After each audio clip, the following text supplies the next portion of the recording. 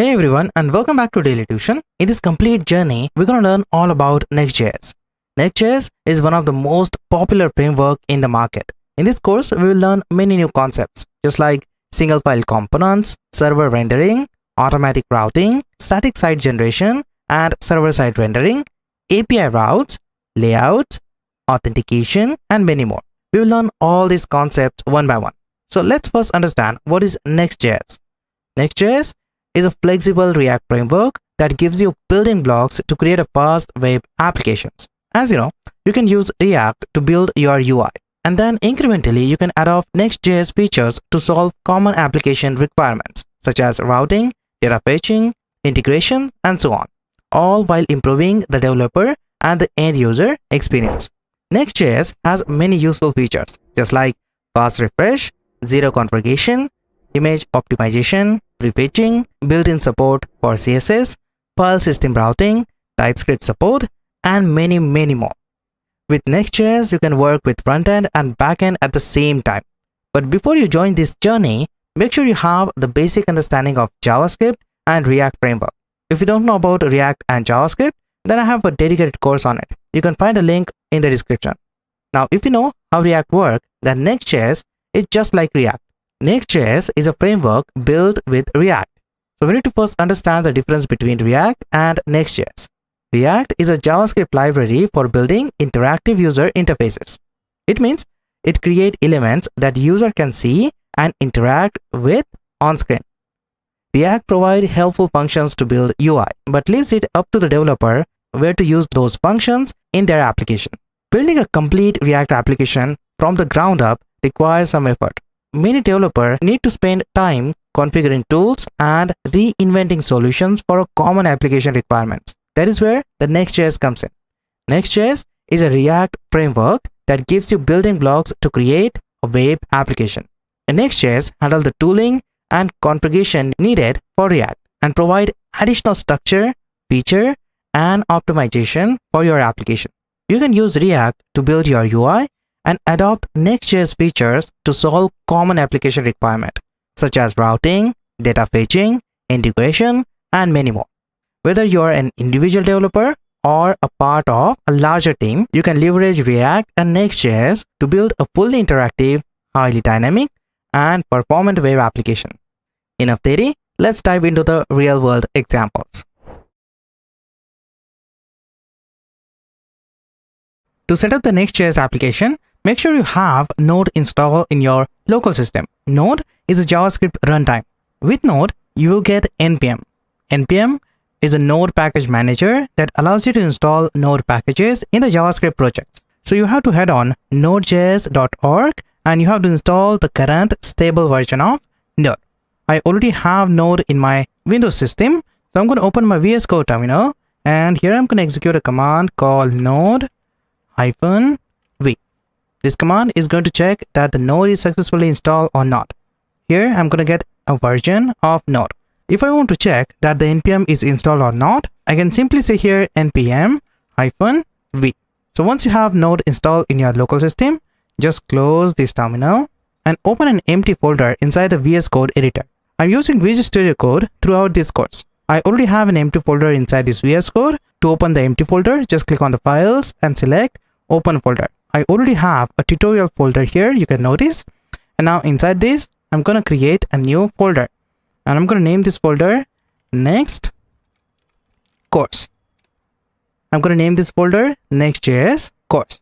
Let's first create a Next.js application with CDN to understand how the Next.js application works. So inside this Next.js course, I'm going to create a new file. I'm going to name this file index.html. And then I'm going to add exclamation mark here and press enter. This is simply going to add HTML5 snippet inside this index file. We also need to add a link tag for icon, something like this.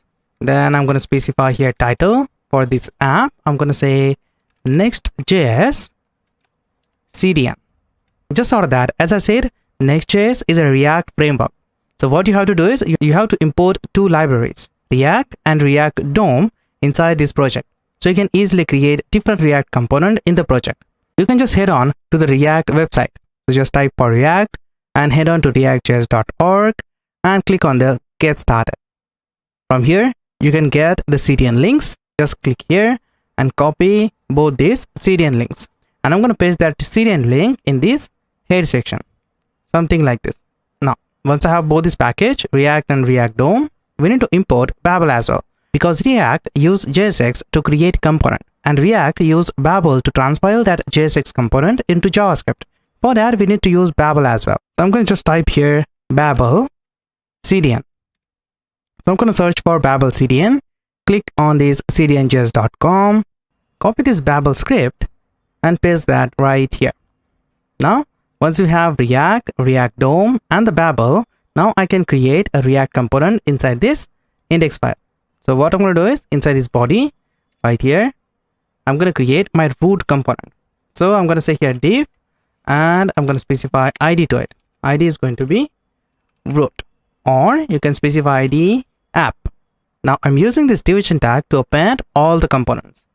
Just out of that, right down here, I need to add a script, and this is a type of text Babel, or you can use text JSX as well. That's upon you.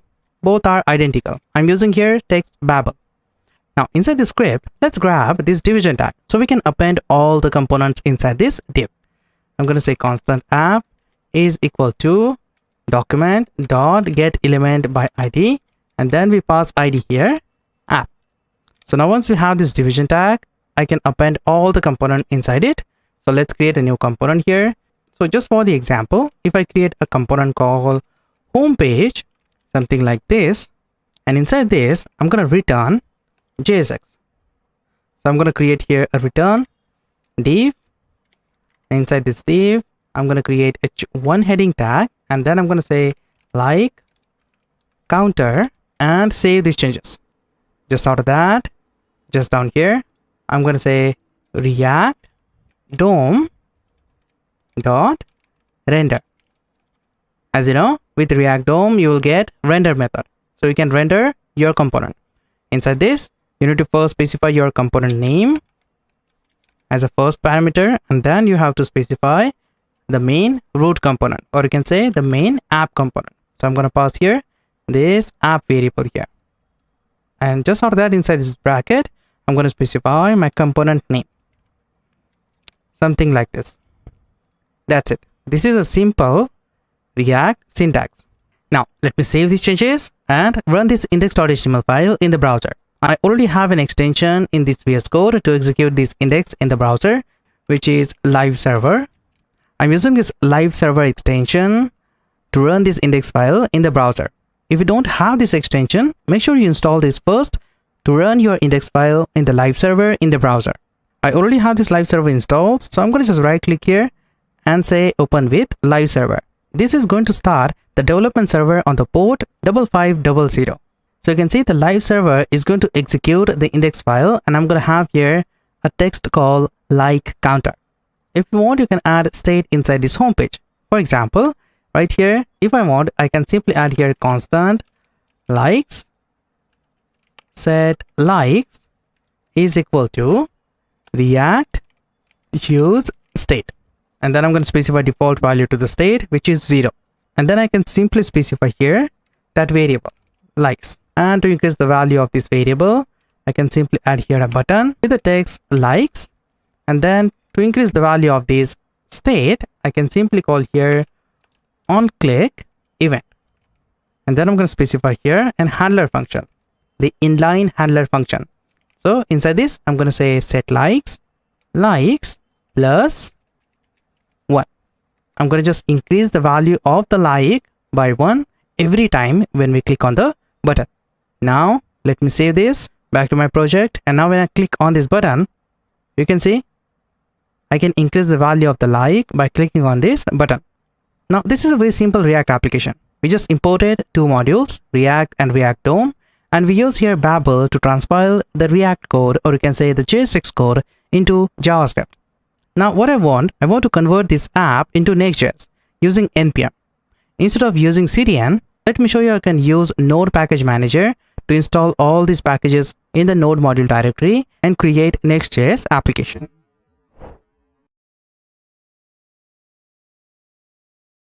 Now, once you understand how you can create and set up the React application using CDN, let me show you how you can use npm to install all these packages and create the Next.js application. So what you have to do is you have to open your terminal and you have to enter into your project directory. So I'm going to say cd next course, and then I'm going to execute a command called npm init-y. This command is going to initialize this folder as npm package.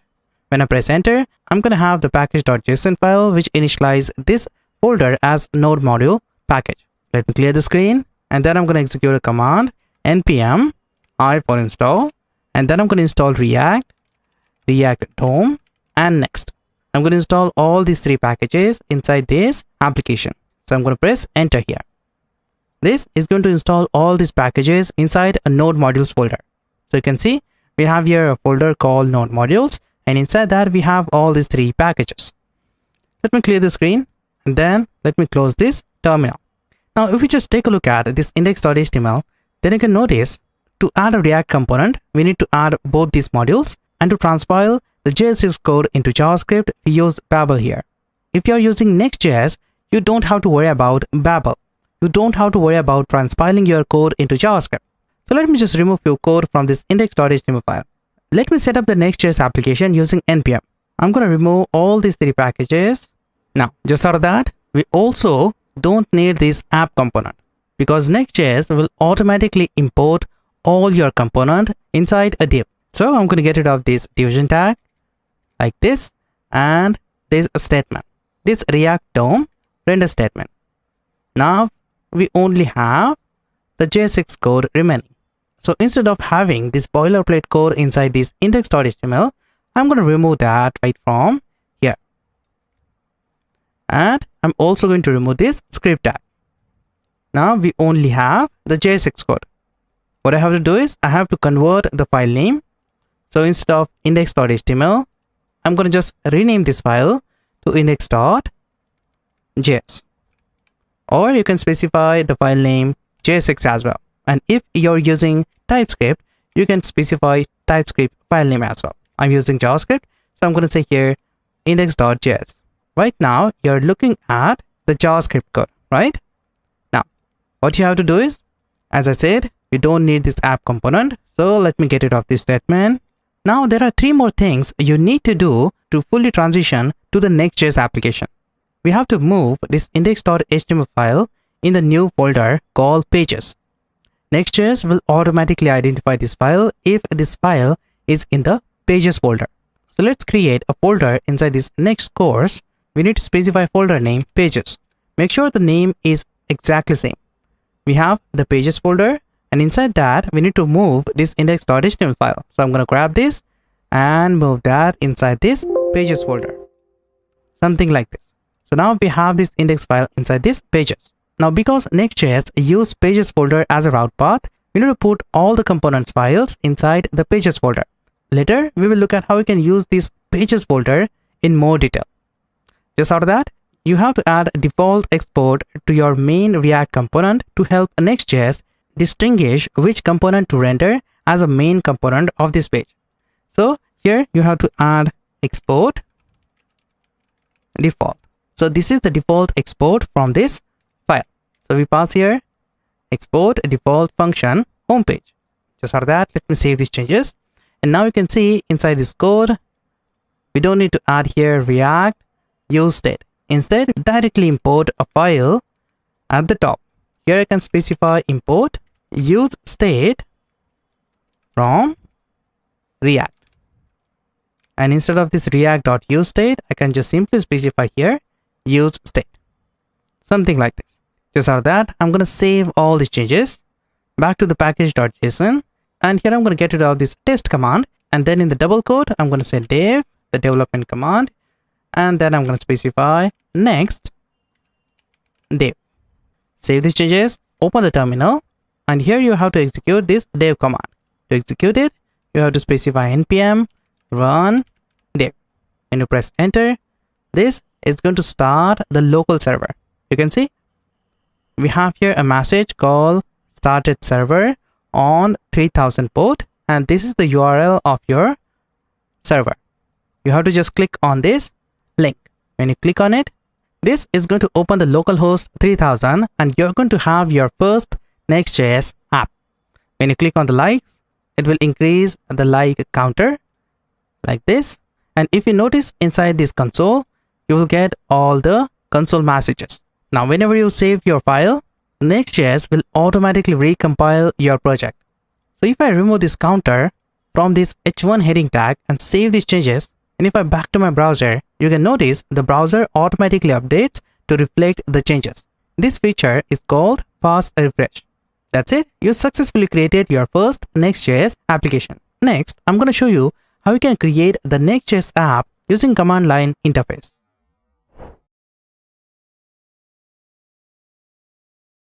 You can see how easy it is to set up the Next.js application. But this is not the way to create a Next.js app. The easiest way to get started with Next.js is by using create next app command. This CLI tool enables you to quickly start building a new Next.js application. So if you want to create a new Next.js application, you have to open your terminal. And I'm going to open the tutorial empty folder inside this terminal, you can see. And then I'm going to execute a command called npx create next app. And then I'm going to specify here the latest version. So I'm going to specify here at latest. And then I'm going to specify the name for this application. I'm going to choose the name for this application, next app. If you want, you can choose any name for this application. That's upon you. So I'm going to press enter to create a new Next.js application. Here, to create the Next.js app, you need to install this create next app in your local system. So just press Y for OK and press enter.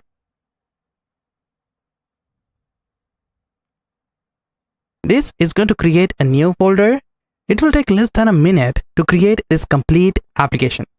If I open the next app, you can see we have bunch of folder and files here inside this next application. Let me explain one by one. But before that, let me first enter into my project directory and execute a command called npm run dev. So I'm going to say here cd next app, and then I'm going to execute a command called npm run dev. Don't worry, you already have this command in the package.json. You can see. So I'm going to just say npm run dev. When I press enter, this is going to start the Next.js application, and here you can see you have your application on the localhost 3000. This command is going to start the Next.js development server, and you're going to have your application on the localhost 3000. Don't worry, you can change this viewport according to your need. If you open the localhost 3000, you can see this is a starter template page which shows some helpful information about Next.js. Now let's make some changes inside the code. You can see this is a complete Next.js project. You have different folders here. Let me explain each folder one by one. First, you have a .next folder. Next build is a command which builds the project, which gives you the .next folder containing all the build content, which actually need to be deployed on the server. So if you're deploying your next application on the server, this folder is useful. Then we have here node modules folder. Inside these node modules, you have all the dependencies. Just after that, you have here pages folder. Inside these pages, you have API and 2 files. All the routes of your Next.js application will be placed inside this directory. For each route, you will have a separate file. For example, let's suppose you have here about.js file inside these pages. And then if you type about.js in the URL, you will get that file inside your browser. Don't worry, we'll look at that later in this course. The default file is used in this project is index.js. So if you open localhost 3000, you will have this default file which is index.js. Just after that, inside these pages, you have API folder. This folder contains all the code we need to access the API of our application. If you're working with backend, this folder is completely useful. Just after that, we have here app.js file. Later, we'll look at more about this file. Just for now, just leave this file as it is and move to the next folder, which is public. Next.js use this folder to statically serve files, just like robot.txt or favicon.ico. In this folder, we can add all the images or the asset of the project. Just after that, we have the styles folder. The style directory is an addition to the SCSS file. I like to place all my global style like variables or utilities in these directories. So you can see you have here 2 files, globals.css and home module.css. We will look at how you can use these files later. Just after that, you have here a file called eslint.js. ESLint is commonly used for linting modern web application. This file is useful for linting your project. Just after that, we have .ignore file, which is the git ignore file to ignore this node modules folder. And then we have nextconfig.js file, which is the configuration file of Next.js. Then we have package lock and package.json file, which is the node files. And then at the end, we have a readme.md file, which is the git readme file. Now let's make some changes inside the index.js. And let me make some changes here. Instead of welcome to Next.js, if I say learn Next.js, when I save the changes, you can see that will update this file and you will get the result in the browser. You can see inside this file, you have the style sheet as well. Home.module.css. The CSS is used as a module. And using this style, Next.js apply the style sheet just like object and properties. The class name is equal to styles.container. Now the container is a class name in this module file. If I open this file, if I open the home.module.css, then we have a class called container. And the Next.js is used that container as a object property. And this is how you can easily specify styling in Next.js. Later, we'll understand how you can style the Next.js component. But first, let me explain how you can use these pages in the Next.js application.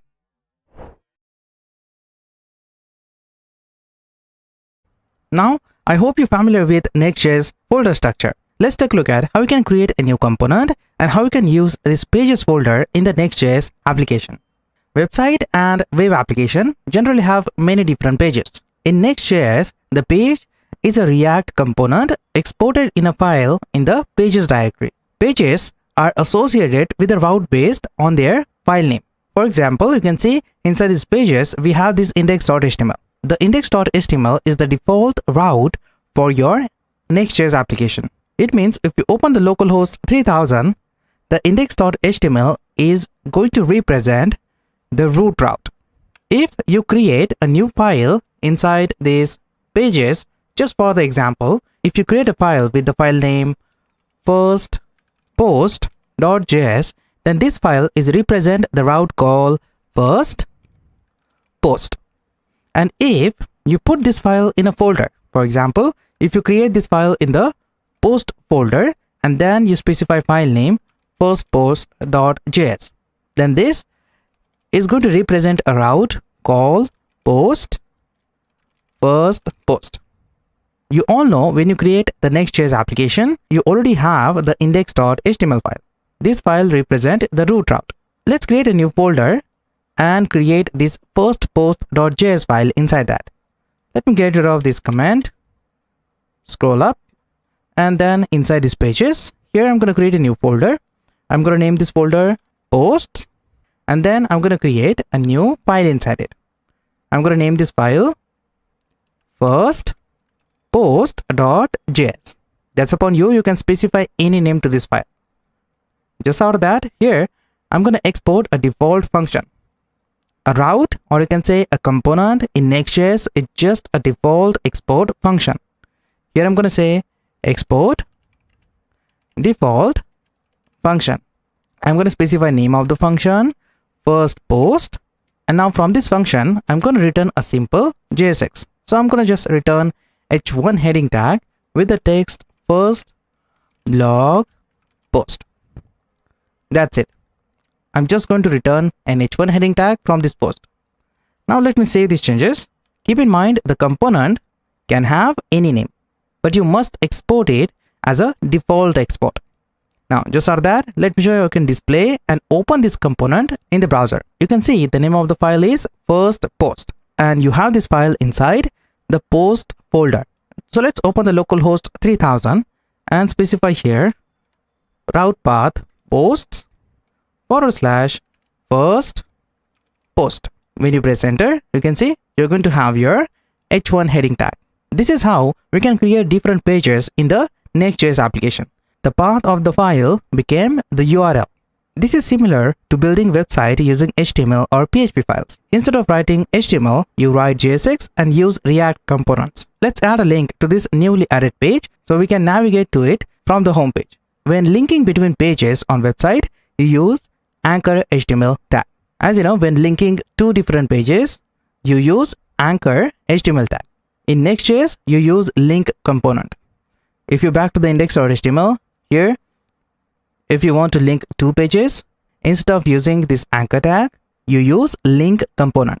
Link allows you to do client-side navigation to a different page in the application. So for example, let's suppose I want to specify here my first post link. I'm going to get rid of this statement, and then I'm going to add here a link component. To add the link component, you need to first import that. So at the top here, you specify import link from next link. From the next library, you call the link component, and then you pass that link component right here.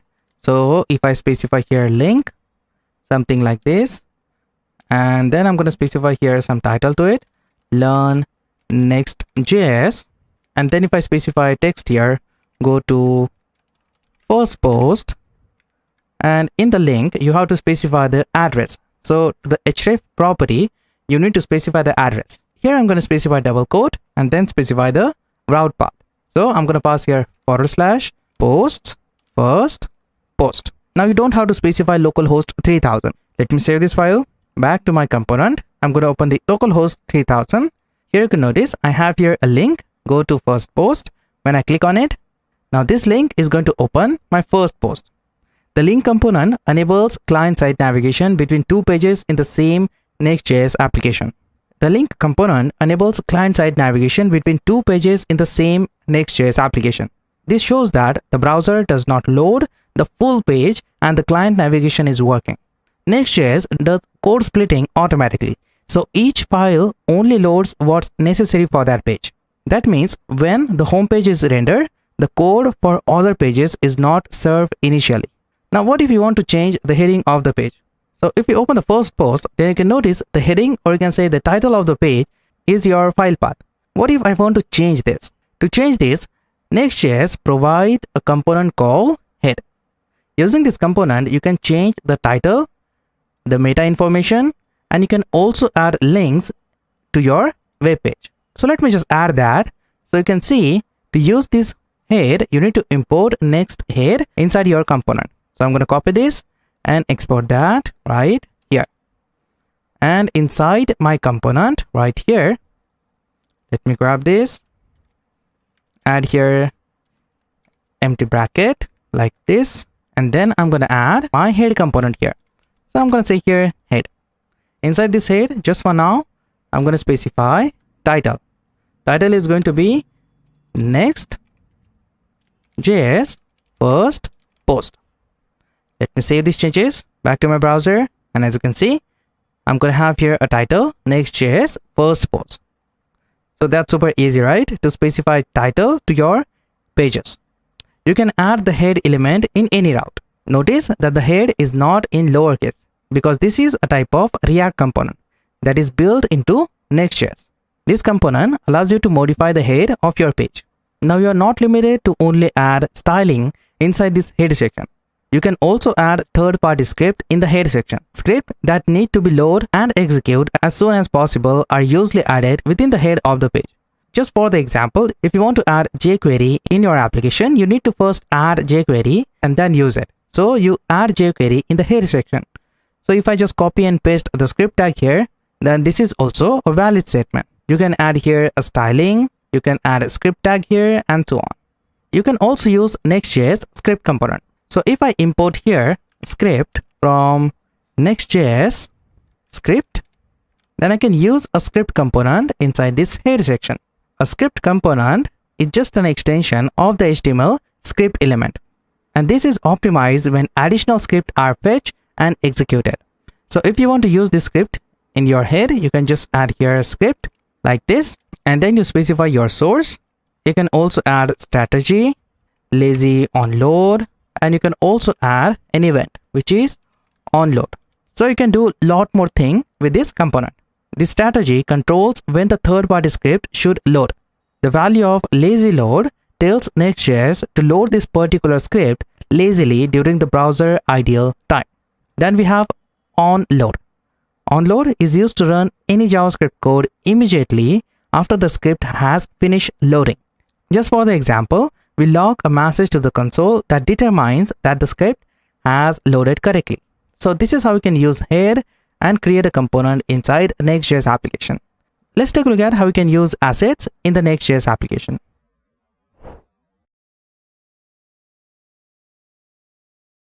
Now let's take a look at how you can handle static assets like images in the Next.js application.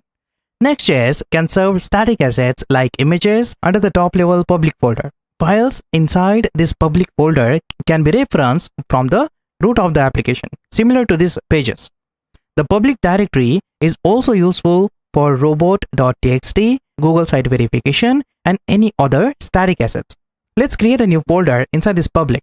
Let me create a new folder here and name that folder images. You can specify any name to this folder, and then I'm going to put image inside it. I'm going to locally copy and paste an image inside this folder. So I'm simply going to copy and paste one image inside this images folder. Here you can notice I'm going to copy and paste the Next.js logo here inside this application. Now with regular HTML, to use this image, you will add img tag with source and alt attribute. To the source, you specify the image path. This ensures that your image is responsive on different screen sizes. If you want to optimize your image, then you have to use the third-party tool or the library. And if you want to load the image only for the specific viewport, then you have to do some extra work. Next.js provides an image component out of the box to handle this for you. Next.js image component is an extension of this HTML image. Let me just first import that right up here. So if I specify here import image from next image, then I can use this image component instead of this image. This image component is just an extension of HTML img element, and this is only involved for the modern web. Next.js has a support for image optimization by default. This allows for resizing, optimizing, and serving images in the modern formats when the browser supports it.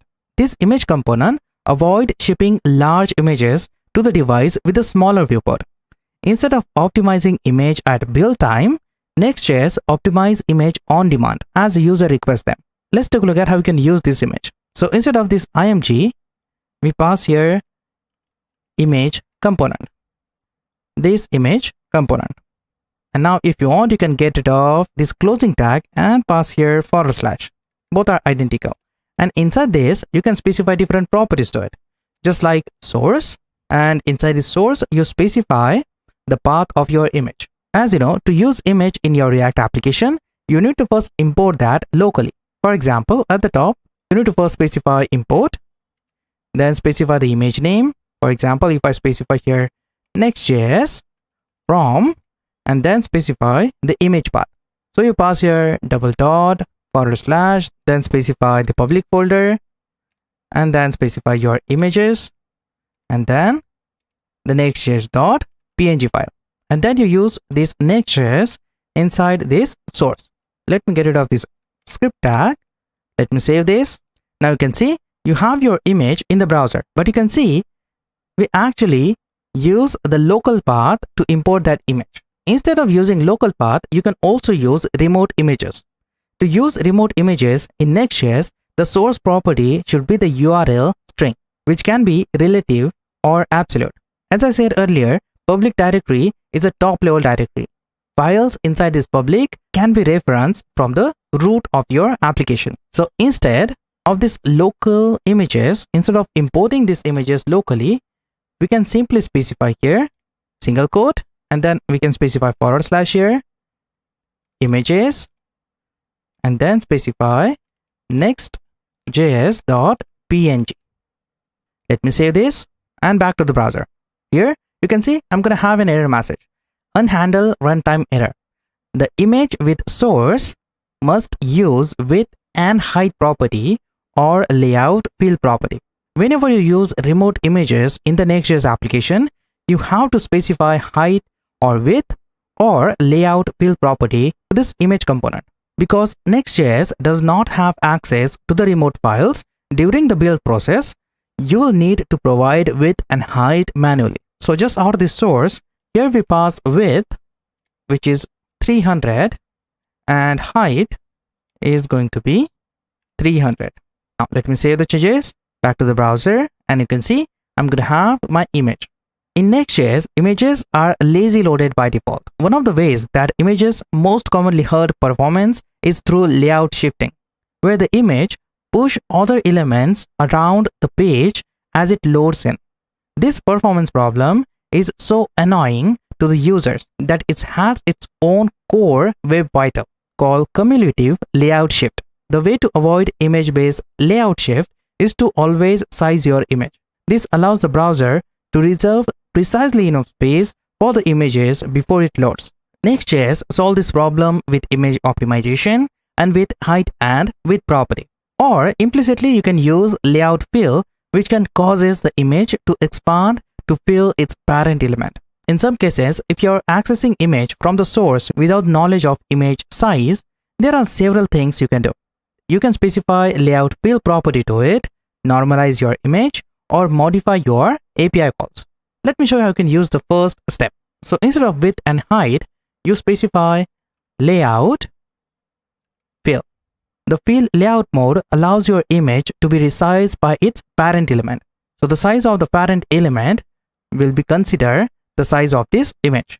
Let me save these changes, back to the browser, and you can see the size of the parent element will be the size of the image. So you're going to have the result something like this. Now, I hope you understand how you can work with image component in Next.js.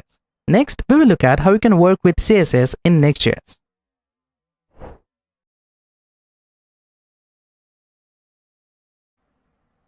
One of the common things you would normally do when you start a new web project is to reset or normalize your CSS. So there is a uniform starting position among browsers. This is a perfect example of using global CSS without worrying about scoping. If you open your Next.js app, then you can notice just out of this public folder, here you have the style directory. Inside that, you have two files, global CSS and home.module.css file. Inside this global CSS, you have all the global styling of your application. If you're not worrying about CSS scoping, then you can specify all your styling inside the global.css file. Global style can only be imported in the app component. If you open the pages and this app.js, here you can notice you have the import statement and Next.js import the global file inside the main app component. And keep in mind, you can only import the global CSS inside this app component. And this is directly logical because this style will apply to all the pages and components in your application.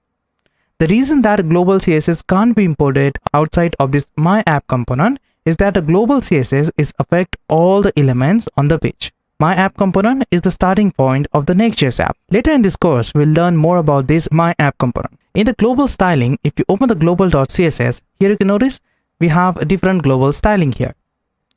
Now let's suppose that you want to specify font family to all your application text.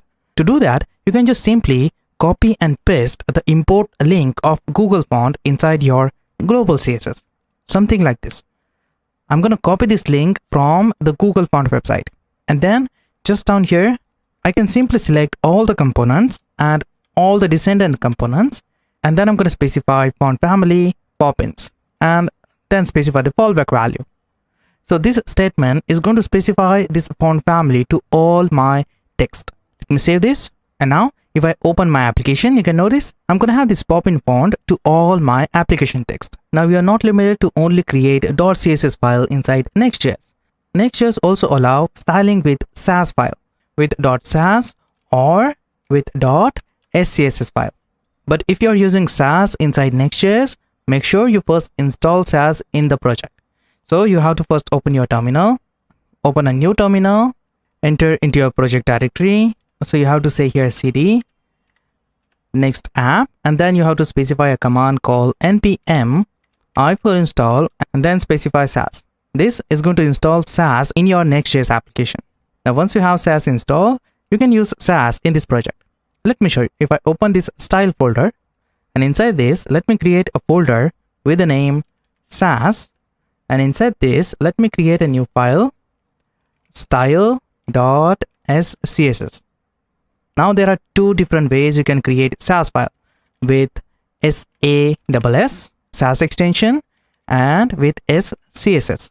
With Sass, you will create CSS with indentation, and with .css, you will create Sass with CSS-like syntax. So I'm going to create here .scss file, and inside this, let me style my component, this one. I'm going to style this h1 heading tag. So let me first specify here a title. I'm going to specify class name here, title, save this, back to the style sheet. Here I'm going to specify h1.title, and let me specify font size to it, which is 29 pixel.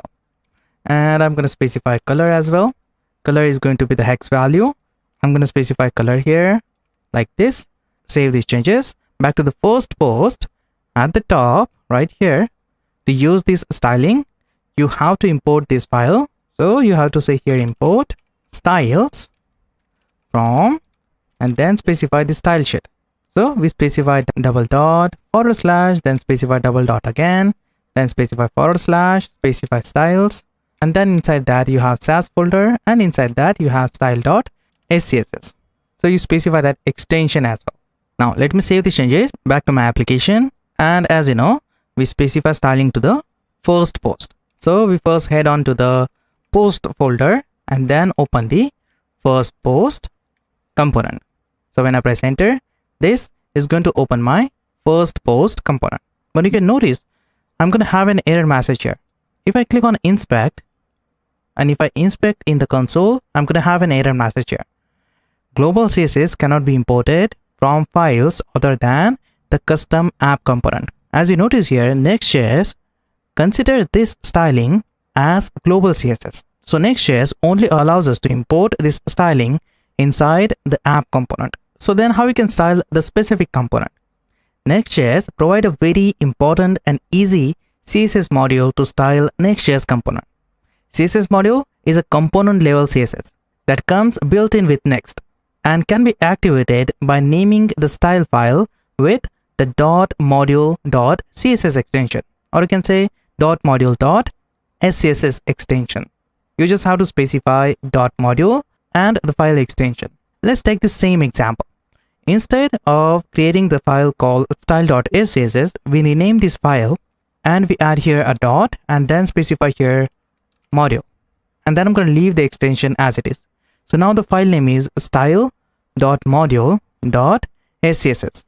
That's it. Now I press enter. Now this is going to create component level CSS. Now what I'm going to do is I'm going to get rid of everything. Now I specify SAS folder, and inside that I have style module.scss.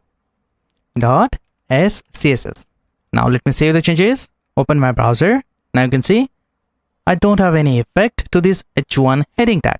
This is because if you want to use this styling to your component, you have to specify the Next.js styling syntax. So instead of just specifying this title, you have to call here this object and the title class name. So instead of this title, here inside this curly braces, you specify styles, this object, and then specify here a bracket. And inside that bracket, you specify the class name, which is the title. Back to the application and reload it. You can see I'm going to have my color to my h1 heading tag. So now the styling is successfully applied to my component. Now, instead of doing this, there is one more simple way to specify this class to this h1 heading tag. You can just simply get rid of this bracket and then specify here dot and then specify the class name, which is title.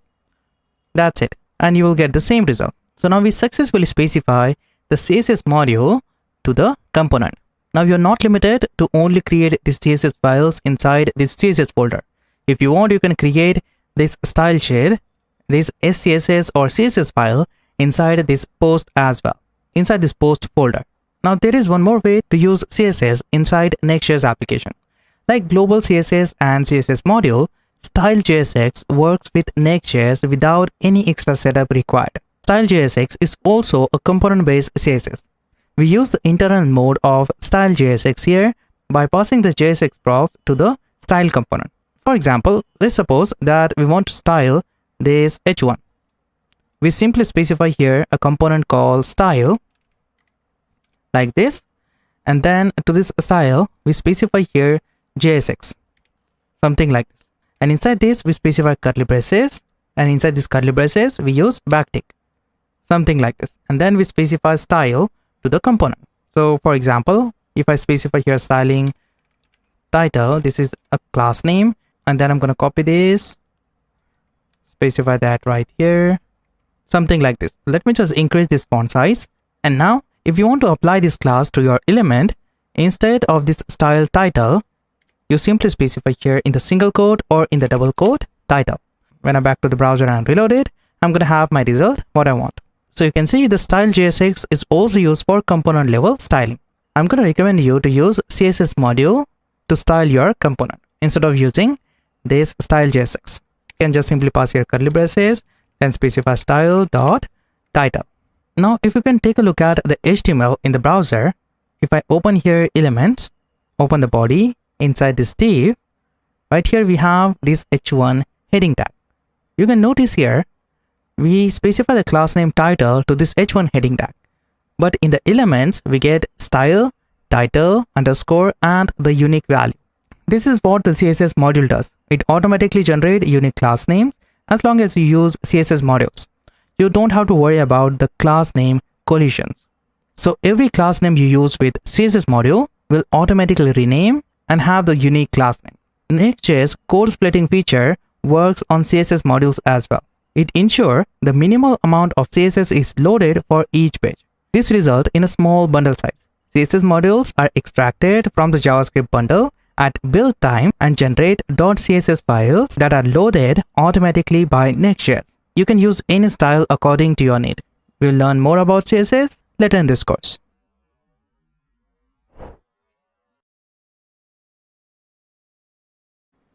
One of the important things in Next.js application is layout component.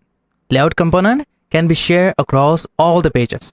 You might wondering, whenever you create a new page in this page folder, you have to specify the heading and the footer for that page. Is there any way to solve this problem? Yes, it is. Using layout, you can solve this problem by specifying the default heading or the footer for your page. Or you can even specify the default content for the page using layout. Let's take a look at how you can use layout in Next.js. Inside these pages, right here, I'm going to create a new folder and I'm going to name this folder layout. And inside this layout, I'm going to create a new file. The file name is layout.js. You are not limited to specify only layout name to this file. You can specify any name to this file. That's upon you. Let me just close all these unwanted files. And I'm going to create a new layout here. So you just need to export a default function. So I'm going to say export default function. And the function name is layout. You can specify any name here. That's upon you. And inside this function, I'm going to return a division tag. And just out of that, inside this div, I'm going to say layout. Now, just out of that, I'm going to back to my index.html. Now you can notice this is my default index.html file. Let me get rid of all this content from here because now we are changing few things inside this file. So let's get rid of all this code. And right here inside this return statement, I'm going to add my layout. So we need to first import the layout. So I'm going to say here import layout from layout.js. If you don't want to confuse with this path, you can change this folder name. Now, once you have your layout, you can just import that right inside this return statement, something like this. So now once you have your layout, here I'm going to simply call the link. And inside this link, I'm going to say go to first post. And to this link, let me specify href attribute, which is going to be post first post. So now using this link, we can navigate to the first post component. Let me save these changes back to my application. And you can see I'm just going to have here a text called layout. You can see inside this layout, we have here a link. I wanted to print this link and specify the default heading for this page. So instead of just specifying the h1 heading tag inside this layout, you can just call a parameter here to this layout to print this children's. You have to tell Next.js that inside layout, you have children's. And you have to print the children's as well. To do that, you have to back to the layout.js and here we pass a parameter children. And what I'm going to do is I'm going to print this children right here. So I'm going to say here children. Let me save this back to my project and you can see here I'm going to have my children as well inside this index file. Now let me just specify some style to this layout. Let me get rid of this h1 and to this div right here. I'm going to specify some style. So let me just create a new style for this layout. So inside this layout folder, I'm going to create a new file and name that file layout.module.css. You can see how I specify name to this file layout.module.css because we are creating CSS module. So we pass here extension module.css. Inside this layout module here, I'm going to create a container. And inside this container, I'm going to say margin is going to be auto, text align center, display flex, and justify content center. Let me save this back to the layout, and here to this div we specify that styling. So at the top we need to first import that style.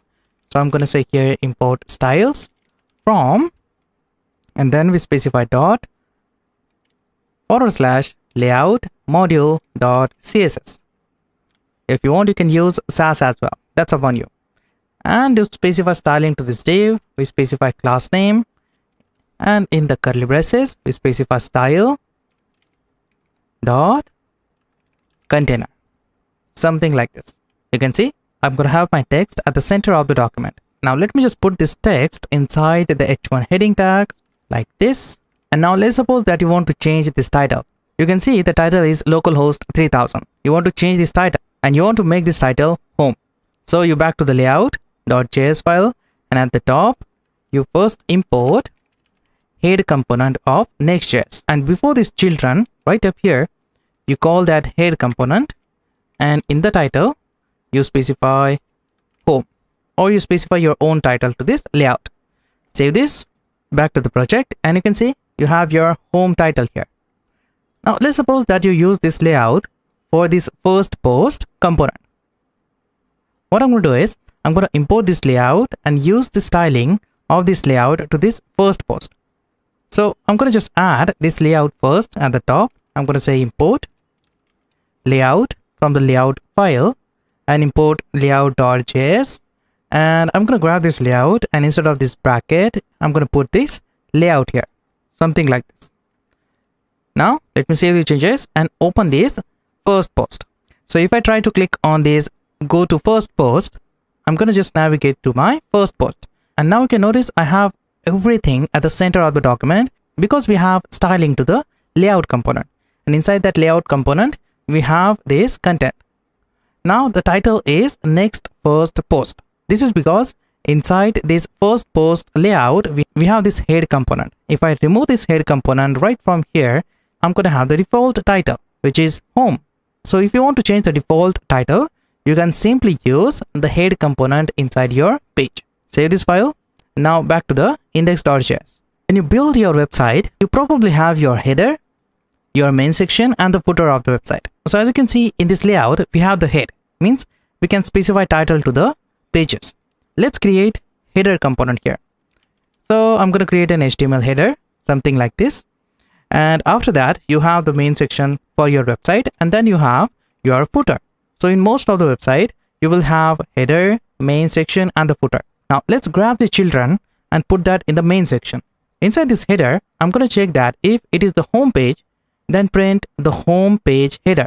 Otherwise, print the other page's header. So let's suppose that you have two different headers and you want to display the home page header only for the home page and the other header for other pages. To do that, you can just simply pass here a parameter. Just pass here a comma, and I'm going to name this parameter home. That's upon you. You can specify any name to this parameter. And inside this header, in the curly braces, I'm going to say home. If I have home, if I have value inside this home, then print the true value, something like this. Otherwise, print the false value. Now inside this first true value, I'm going to add a h1 heading tag, and then I'm going to say home page header.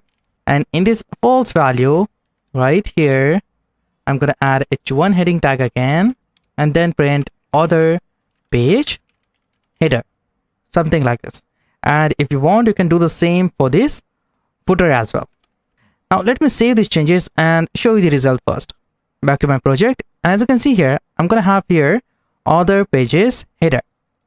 If I back to my home page, I'm going to get here other pages header and my text. Now what if in the index.js here, I'm going to pass value to this home property, or you can say to this home parameter. In the index.js, if I pass here home, that means this layout is for home. When I save the changes back to my project, and you can see here, I'm going to have here home page header. This is because now I'm specifying that the layout is used for home. And now we specify value to this home parameter. So this first true value is going to be executed. And if I back to the first post, I'm going to have my header of other pages. So we can have two different headers with the same layout. Layout is very useful for structuring your website, because when you have header, main section, the footer, the sidebar to your website, you can easily manage that with layout. Practice with this code to understand how layout work in Next.js.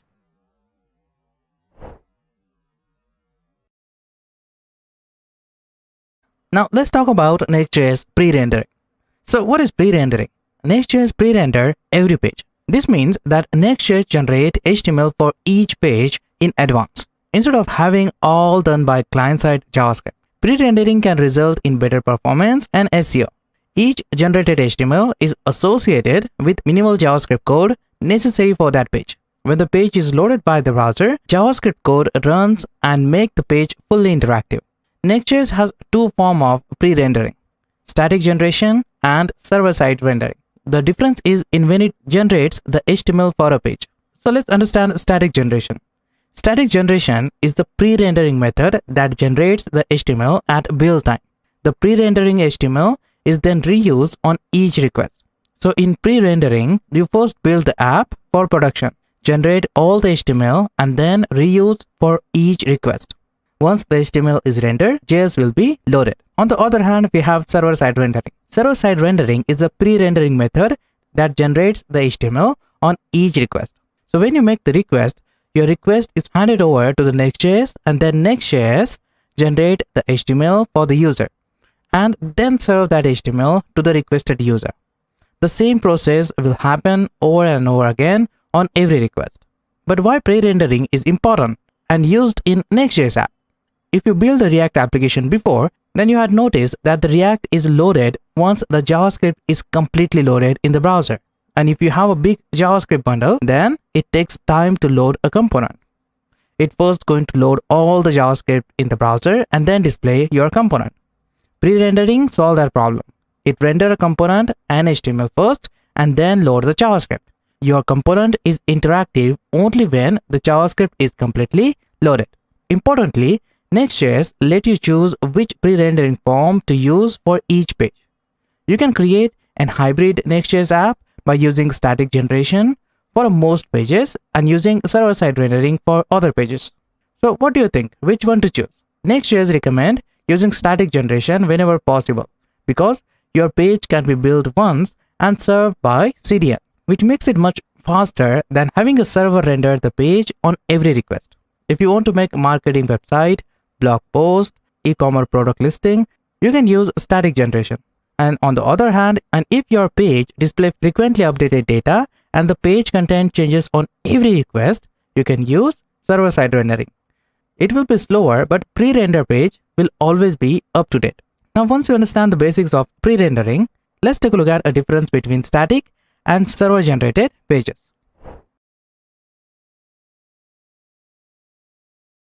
So let's start with the static generation. Static generation can be done with and without data.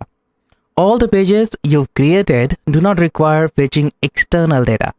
Those pages will automatically be statically generated when the app is built for production. For some pages, you might not be able to render the HTML without first fetching some external data. Maybe you need to access the file system, fetch external API, or query your database at build time. Next.js support this case. You can call it static generation with data. So how does it work? In Next.js, when you export a page component, you can also export an async function called getStaticProps. Let me show you that function. Inside these pages, I'm going to create a new folder and I'm going to name this folder components. And inside this, I'm going to create a new file home.js. And inside this, here I'm going to export async function with the name getStaticProps.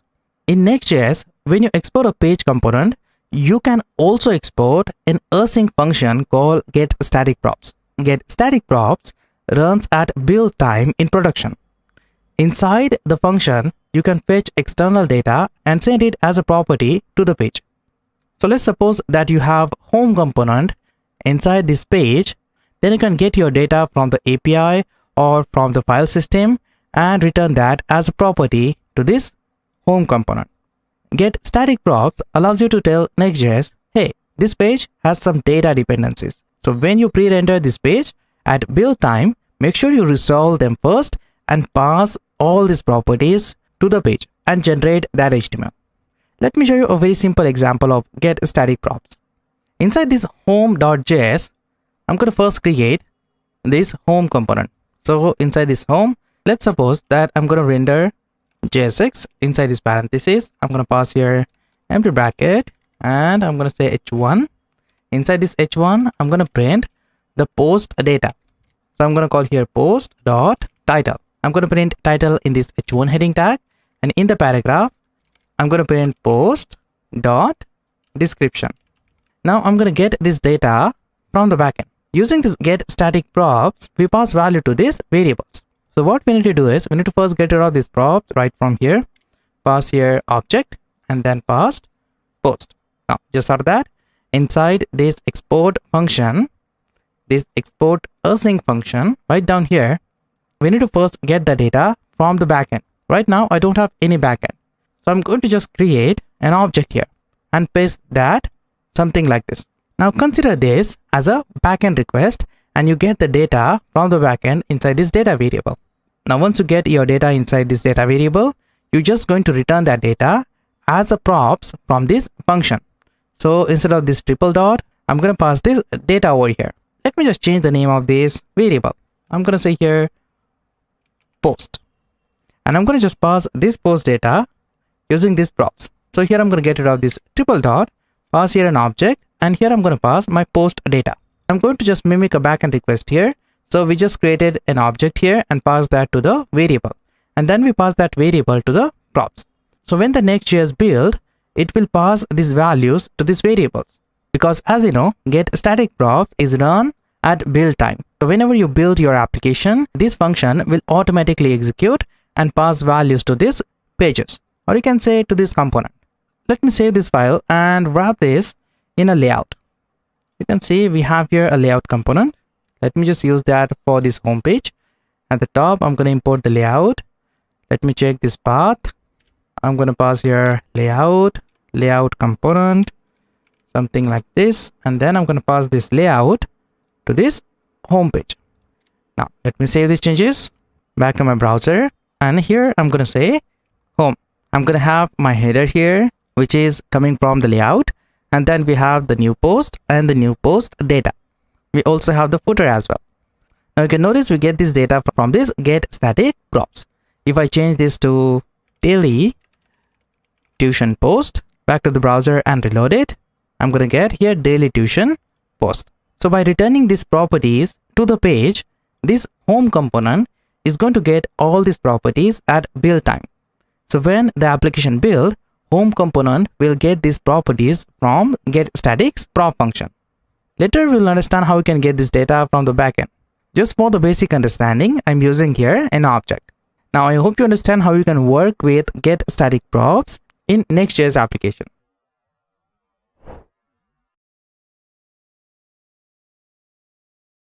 Now once we understand the static rendering using get static props, let's understand the server-side rendering. If the page use server-side rendering, the page HTML is generated on each request.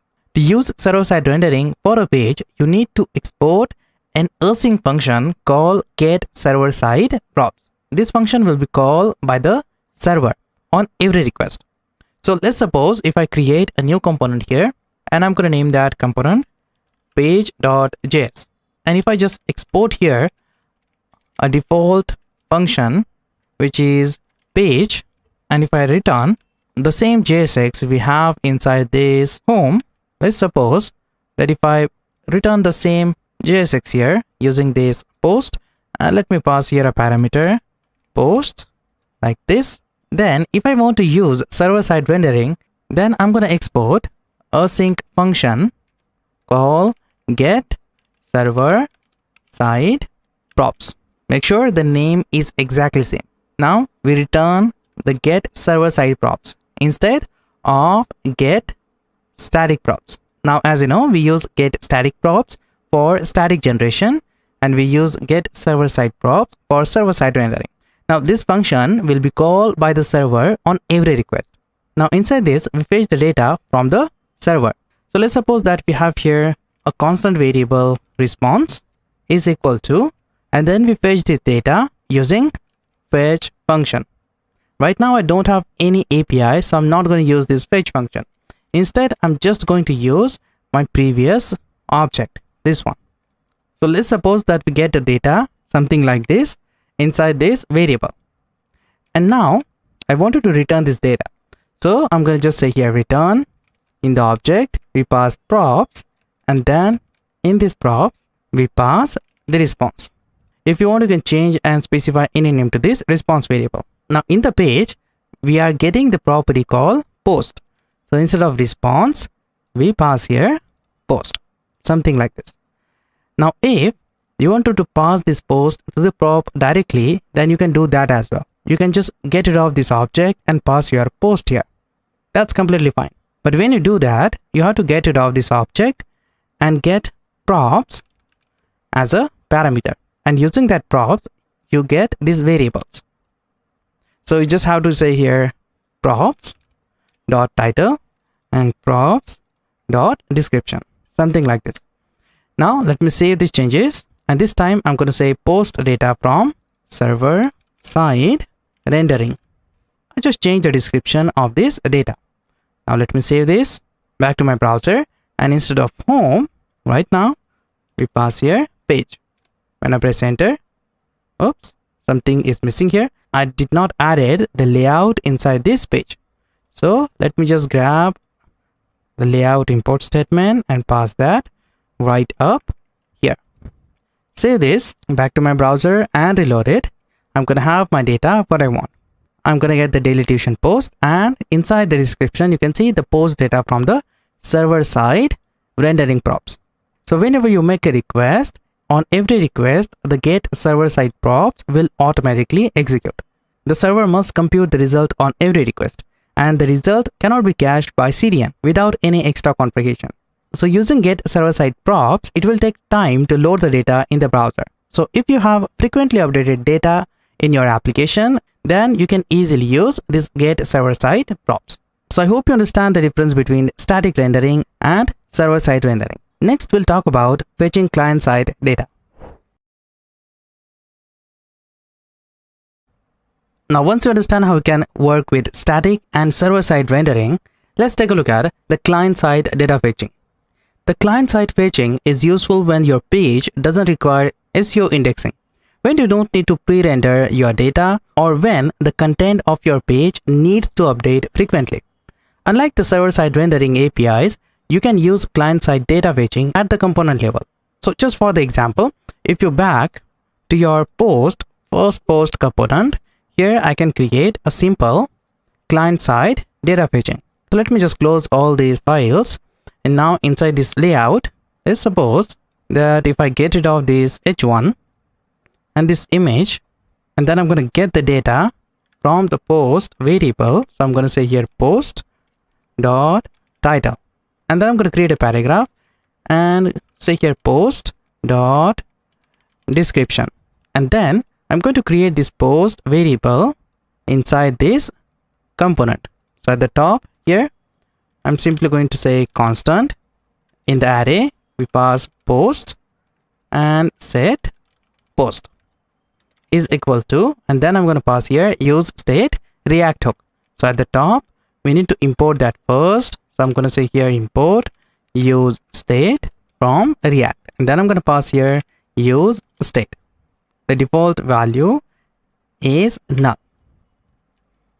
Just out of that, I'm going to create here a constant variable is loading, and set loading is equal to use state is going to be false. Just out of that, I'm using use effect hook to execute and fetch the data whenever this component render. So just out of this use state, I'm going to say here use effect, and then I'm going to call here use effect hook. So I'm going to say use effect like this, return a callback function, and then I'm going to say here set loading. This set loading variable, this is going to be now true, and inside this use effect I'm going to get the data from the server. As you know, I don't have any server right now, so instead of getting the data from the server, I'm going to copy an object and pass that to this set post. So here I'm going to say set post, and inside that I'm going to pass an object, and just for that I'm going to say here set loading is going to be false. Now what I want to make some delay to send this request to the browser. What I'm going to do is at the top here I'm going to create a function and name this function sleep. I'm going to pass here millisecond, a parameter, and then I'm going to return a new promise, and inside this promise I'm going to return a parameter called resolve like this, and then I'm going to say set timeout resolve comma, millisecond. And now I'm going to use this function to make some delay to this request. So right here, I'm going to say sleep for 3 seconds. So I'm going to pass here 3000 dot then. And inside this then function, I'm going to grab and pass these statements like this. Let me just add here a command, make some delay using sleep function. Now just out of that, let me just save these changes, back to my layout, and let me just change this head. So if I just pass here div, something like this, then this will just decrease the size of this title. Back to the first post, save this file as well. Just out of that, to this use effect, we pass a dependency. So we pass here comma, and we pass empty dependencies here. So we pass here empty square bracket. After that, before this return statement, at the top here, I'm going to say if is loading is true, then return a paragraph with loading message. And if we don't have post, then return a paragraph with no data available message, something like this. Let me save this back to my browser, and here I need to just specify post / first post. When I press enter, I'm going to get here a message, no data available, and then I'm going to have my data. What's going on here? Now what I want to print the loading message instead of this no data available. So instead of specifying this loading, set loading true inside this sleep function, we pass that outside of this sleep function right up here, something like this. Now let me save the changes and show you the result. Let me save the changes, and you can see I'm going to have here a message loading. Let me show you that once again. When I reload the browser, I'm going to get this loading message, and when the data is loaded successfully after 3 seconds, I'm going to get that data as a response. So we fetch this data using client-side rendering. This technique is what we call the client-side fetching. You probably know this technique in React, but this technique is not useful when you require SEO indexing. So if you want to get the data from the API, you can use get static props function. So I hope you understand how you can fetch the data with different techniques in Next.js.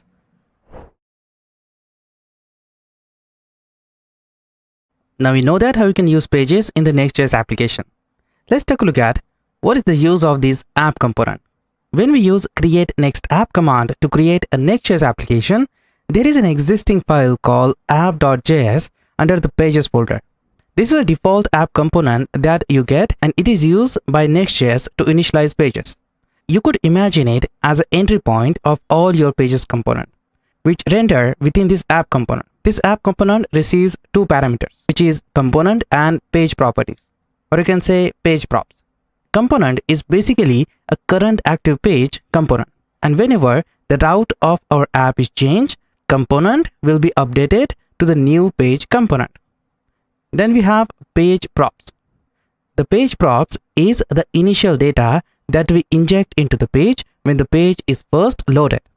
This can be done by calling get initial props on the custom app component. Yes, you heard it right. You can create your custom app component in the Next.js as well.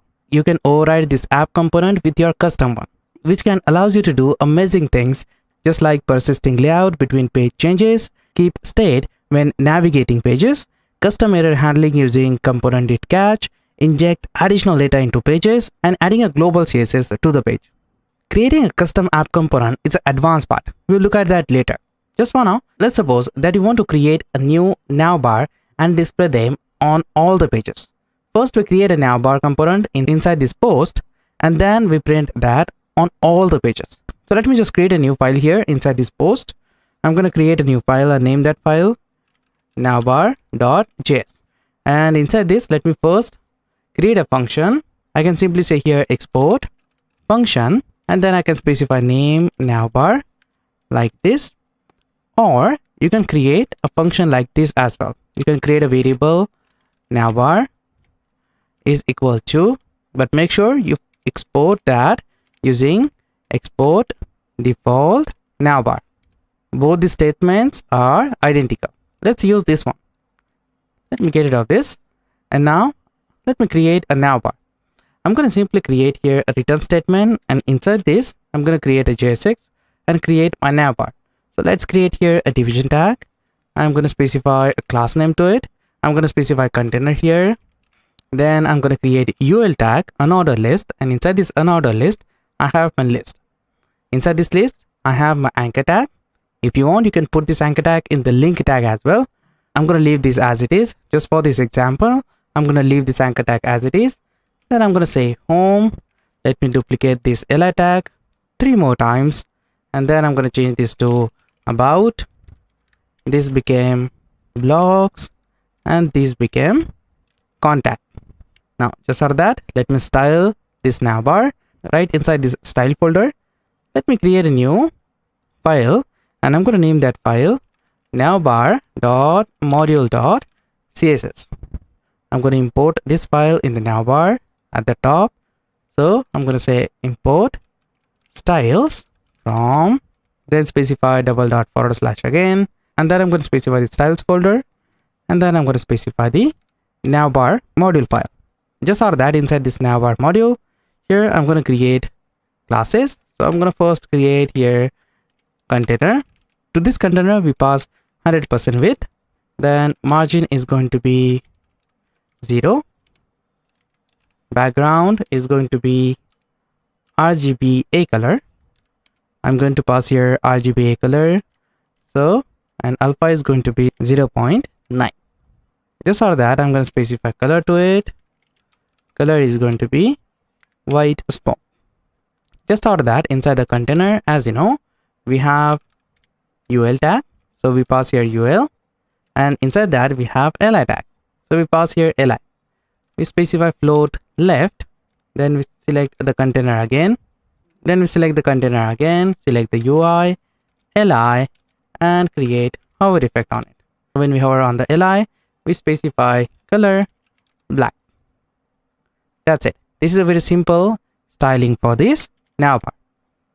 Save this file back to the navbar, and as you know, to access this container you need to use this style here. So instead of this container, I'm just going to say styles.container like this. Let me save this file back to my project, and here I'm going to say post add navbar. When I press enter, here I'm going to get an error message. This is because the import file can't resolve the style navbar module. You have to specify here .css. Now when I open my navbar, I'm going to have the result something like this.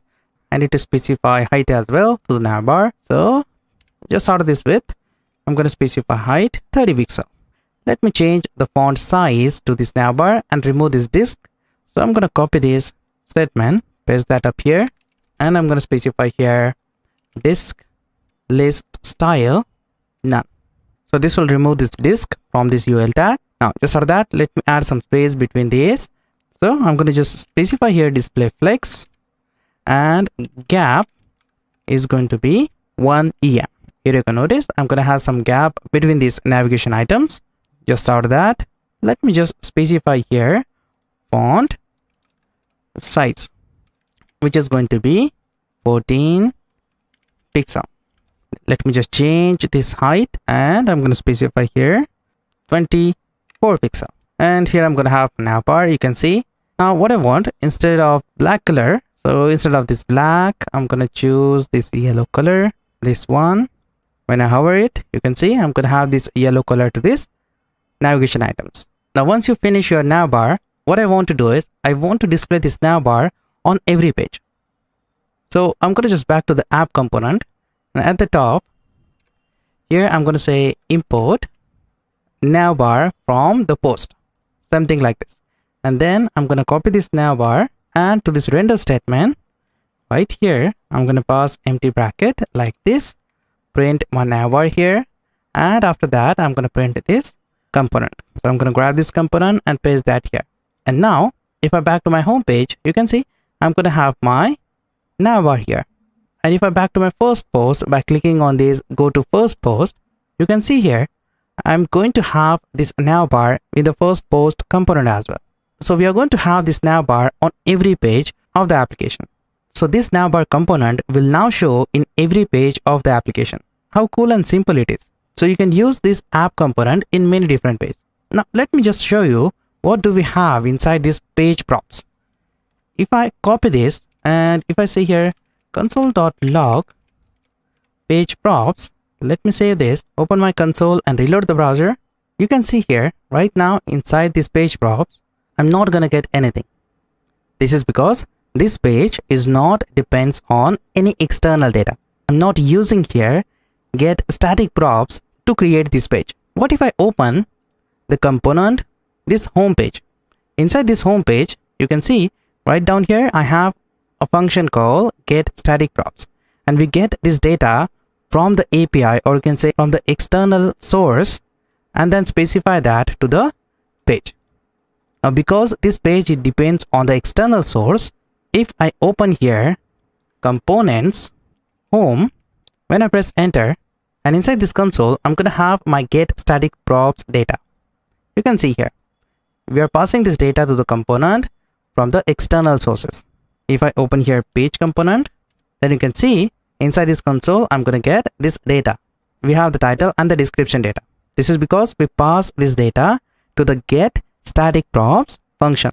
So you can see inside this app component, inside this page props, you get all the properties of your page, or you can say you get the data of your page. And inside this component you have the current component. So if I print this component right here, reload the browser, then you can see right inside this console I'm gonna get the current component, which is the page component. If I change this to home, inside the component variable I'm gonna have my home component. You can notice. So this is how you can use this component in the Next.js application.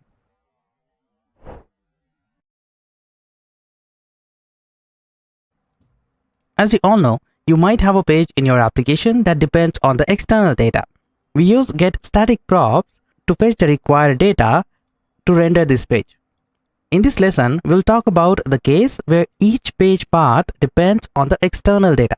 Next.js allows you to statically generate pages with paths that depends on the external data. This enables dynamic URLs in Next.js. Next.js enables you to define dynamic routes in your app using bracket, and inside that bracket you have the parameter. Instead of setting a static name to your page, you can use the dynamic one. Dynamic routing refers to generating routes, or you can say the URLs, to serve individual pages based on the data which is subject to change. Let me show you a very simple example. So let's first create a file we use for dynamic routing. So to create a file, we click on the new file icon and then we specify the file name. So we pass here a file name in the bracket like this, and then we pass here ID, and the name of the file is .js, means .javascript.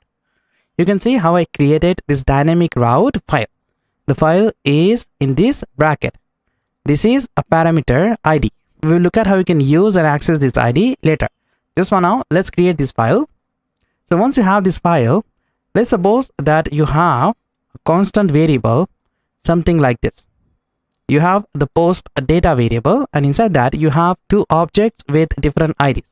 What you want, when the user open the URL with the ID 1, you want to display the component with this ID 1 data.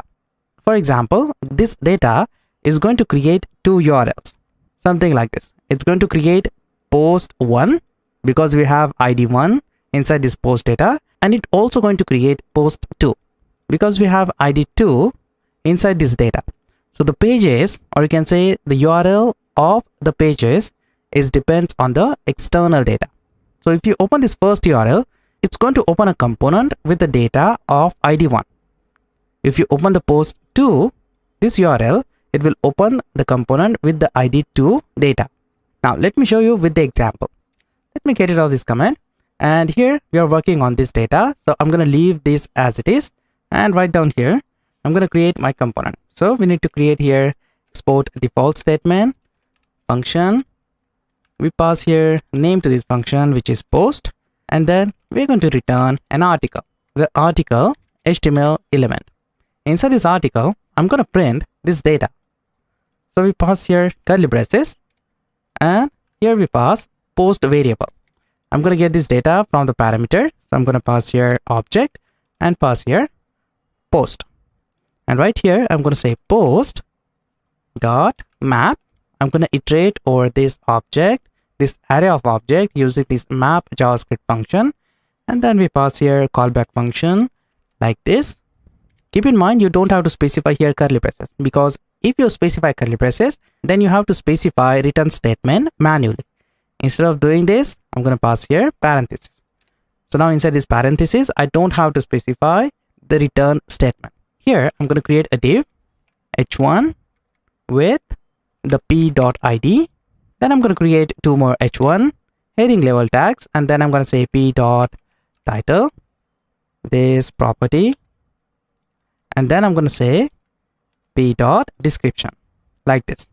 And to this div, we pass key to uniquely identify this division tag. So I'm going to say here p.id, this id variable. So now once we iterate over this object using this statement, let me just pass this data using get static props. As you know, you pass this data using get static props function. So just down here, I'm going to say here export async function with the name get static props. Now, as you know, this function is going to execute every time when you build your Next.js application. And inside this, we need to return this data, this post data. So inside this function, I'm going to say constant post is equal to post data, and then I'm going to return here props. In the object, we return post. So I'm going to return this post variable with this get static props. We already learned this, how we can pass data to this component using get static props. Let me save the changes, and now let me show you how I can open this page in the browser. You can notice the name of the page is ID, and this ID is surrounded by square bracket. If you open your browser and open the post and the file name, which is ID, then you're not going to get anything here. You're going to get an error message here. Get static path is required for dynamic SSG page. SSG means static site generation page. So if you are using static site generation page with dynamic routes, you have to use a function called get static path. So just back to your page. So you have to create here a function. So I'm going to say here export async function, and the function name is get static paths. Keep in mind, the name is get static path. The previous function is get static props, and this function is get static path. This function is used for dynamic routing. So if you want to access the dynamic page, you have to specify this function. But now instead of this ID, we pass here data.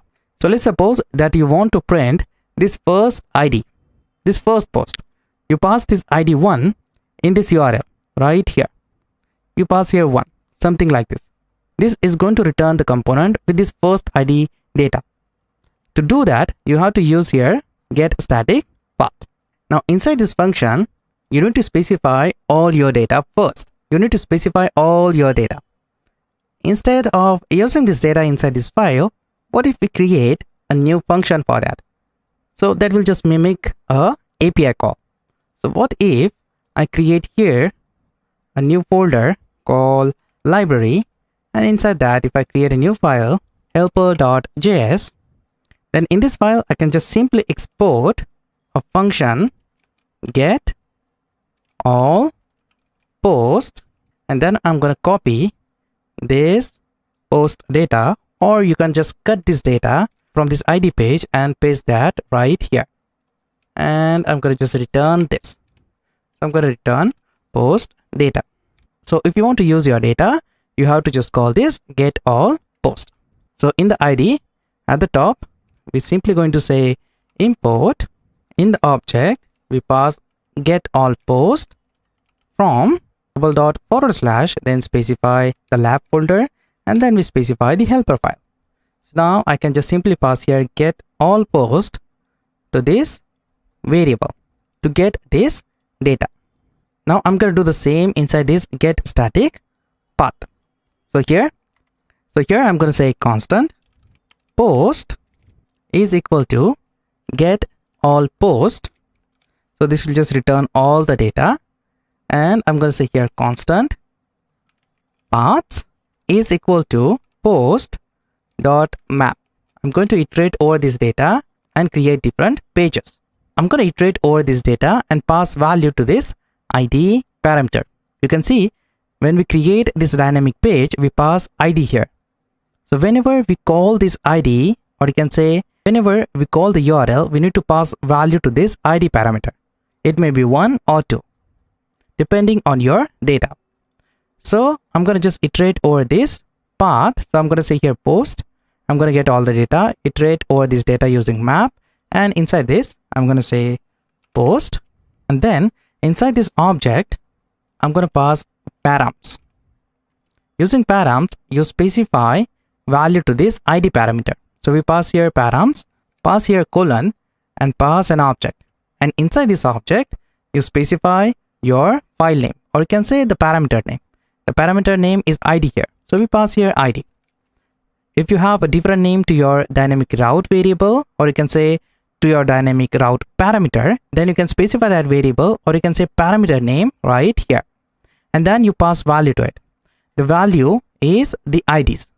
As you know, we have two IDs here, so I'm going to iterate over this object and pass this ID here. So we pass here post dot ID, and as you know, when you specify value in the browser URL, that is a type of string. So you have to convert this ID into string. So we pass here to string, something like this. Now just after that, you have to return this using return statement. So you have to say here return in the object. You pass these paths to this get static paths, and then you return the fallback value false. Now we'll talk about what is the meaning of this fallback value after a few seconds. Just for now, just save all the changes, back to the browser and reload it. You can see you're going to have all your data as a response. What I want, when I specify 1 in the URL, I only want to get the first ID data. When I specify here 2 in the URL, I want to get the data of the second ID.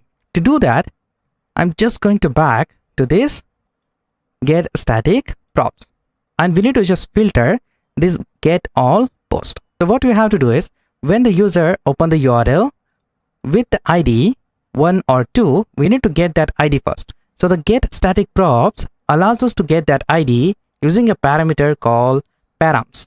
So you can just simply pass here an object and pass here params. With this params variable, you can get the current dynamic ID of your page. So you can get that ID inside these params. So you have to just specify here params, and you get that ID, or you can say this parameter value, using this structuring. So I'm going to say here constant. In the object, we pass ID like this. So we get that ID from the parameter and pass that to this variable. And I'm going to pass this variable to this get all post, something like this. And inside this helper file, we pass here that ID parameter like this. And here I'm going to say if we have ID, then I'm going to filter this data and return to the component. So I'm going to just say here return post data dot filter. I'm going to use here a JavaScript function filter, and then I'm going to say here post as a parameter, and then I'm going to say post ID, this ID, if it is equal to this ID, then return that current object. Now let me explain this. If we have value inside this parameter, then I'm going to execute this if statement. Otherwise, return this all data. So if we have value, let's suppose that we have 1 inside this variable, then this post data is going to return only this first object using this filter function. Let me save this, back to the id.js, and save this file as well. Now let me back to my project and reload it. You can see I'm just going to get the second post. If I specify here 1, then I'm going to get my first post. Now let's suppose that I create one more ID here. Let's suppose if I copy this statement, specify that here, and this is the ID 3. This is the third post and the post data for third post. Back to the browser, and if I specify here 3, I'm going to get the third dynamic URL with this third ID data. So I hope you understand how you can work with dynamic routes in Next.js.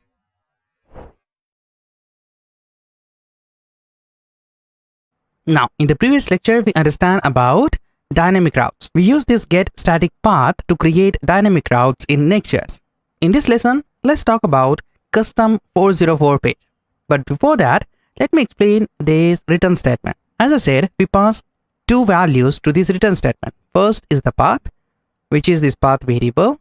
And as a second parameter, we pass here fallback value false.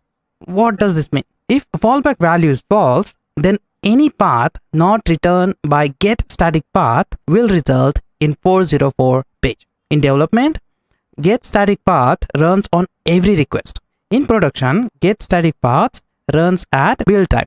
So if you have false value here inside this fallback, if the path is not matched, then you will get 404 page as a response. The path returned from this function will be rendered to HTML at build time.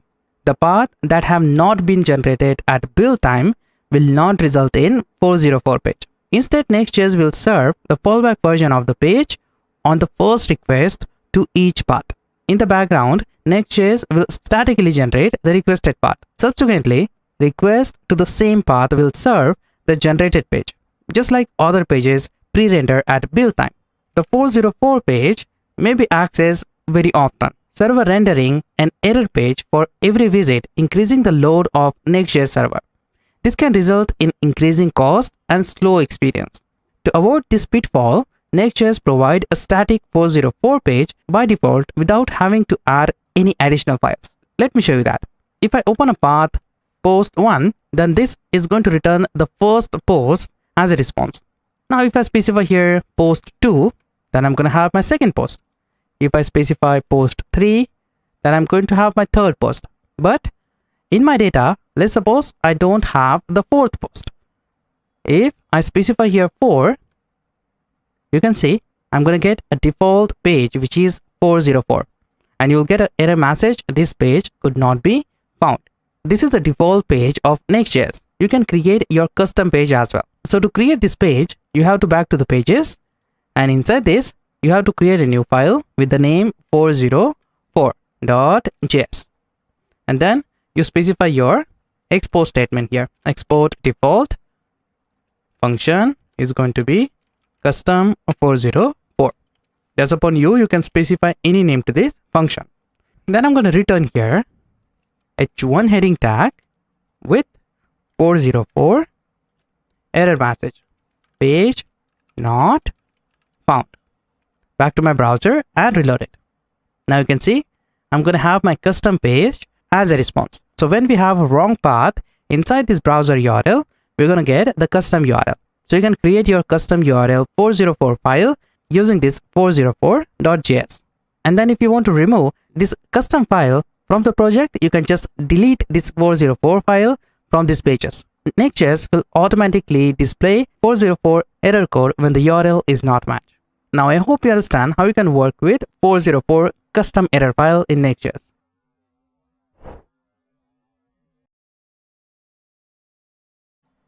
Now let's talk about API routes. We can use API endpoints to build either a RESTful API or a GraphQL API. With Next.js API routes, there is no longer a need to set up a backend Node.js server to build an API. Building out two separate projects for a front-end and back-end introduces its own set of challenges. Next.js simplifies this process by becoming a full-stack web framework with addition of API routes. API routes go in the pages inside this API folder. Creating pages inside this API folder will generate API endpoints. Just for the example, let's suppose that you have user file inside this API. So for example, if I create here a file called users.js, then this is going to represent the API endpoint users. So if you want to access your users, you have to head on to the localhost 3000 API and the name of your file, which is users. When you head on to this location, you will get your data. Right now, you're not going to get anything because inside this file, I don't have anything here. Now you can notice with Next.js, you will get a default file called hello.js. Let me open that. Here you can notice you have here one endpoint, which is hello.js. And this is going to export a default function called handler. And inside this handler, we have two parameters, request and response. As you know, when we make a request, we need to add two parameters, request and response. And as a response, we are going to return a status code 200, which is the successful status. And then we return a JSON data with it. Let me show you how you can call this request. If I open my project, then I can head on to localhost 3000 API / hello. When I press enter, you can see I'm going to get a response from the API endpoint hello. This file of this API directory represent the endpoint hello. And from this endpoint, we are returning this data. We are doing the same thing with this users file. Inside this users file, let me create here a function. I'm going to just export a default function and name this function get users, and we pass here request and response parameter. Don't forget to pass request and response parameter, otherwise this function will not work. And then I'm going to say here response.status. Status is going to be 200, which is successful status. And then I'm going to return a JSON data. Inside the JSON, I'm going to return an array of object. So we pass here an array, and inside this array, I'm going to pass here two objects, something like this. So now we have an array of object inside this JSON. So when we call this user endpoint, I'm going to get this response. So let me save these changes back to my project, and instead of hello, I'm going to say here users. When I press enter, you can see I'm going to get my response in the browser. Now let me show you how you can fetch this data in the component. So let's suppose that you have here a file called user.js, and inside this you export a default function called users. Now this is a type of component, right? And inside this we return a simple JSX. So we pass here article, and inside this I'm going to iterate over the users and print all the users one by one inside this article. Now to get the users, we need to pass here a parameter. So here we pass object and pass here users. And then inside this article, we simply going to pass here curly braces and then say here users dot map. I'm going to iterate over this array of object using a map function. And then I'm going to say here u for users, and inside this parenthesis, I'm going to say div and then specify h1 heading tag u dot name. Now because we have name inside this data, we pass here name.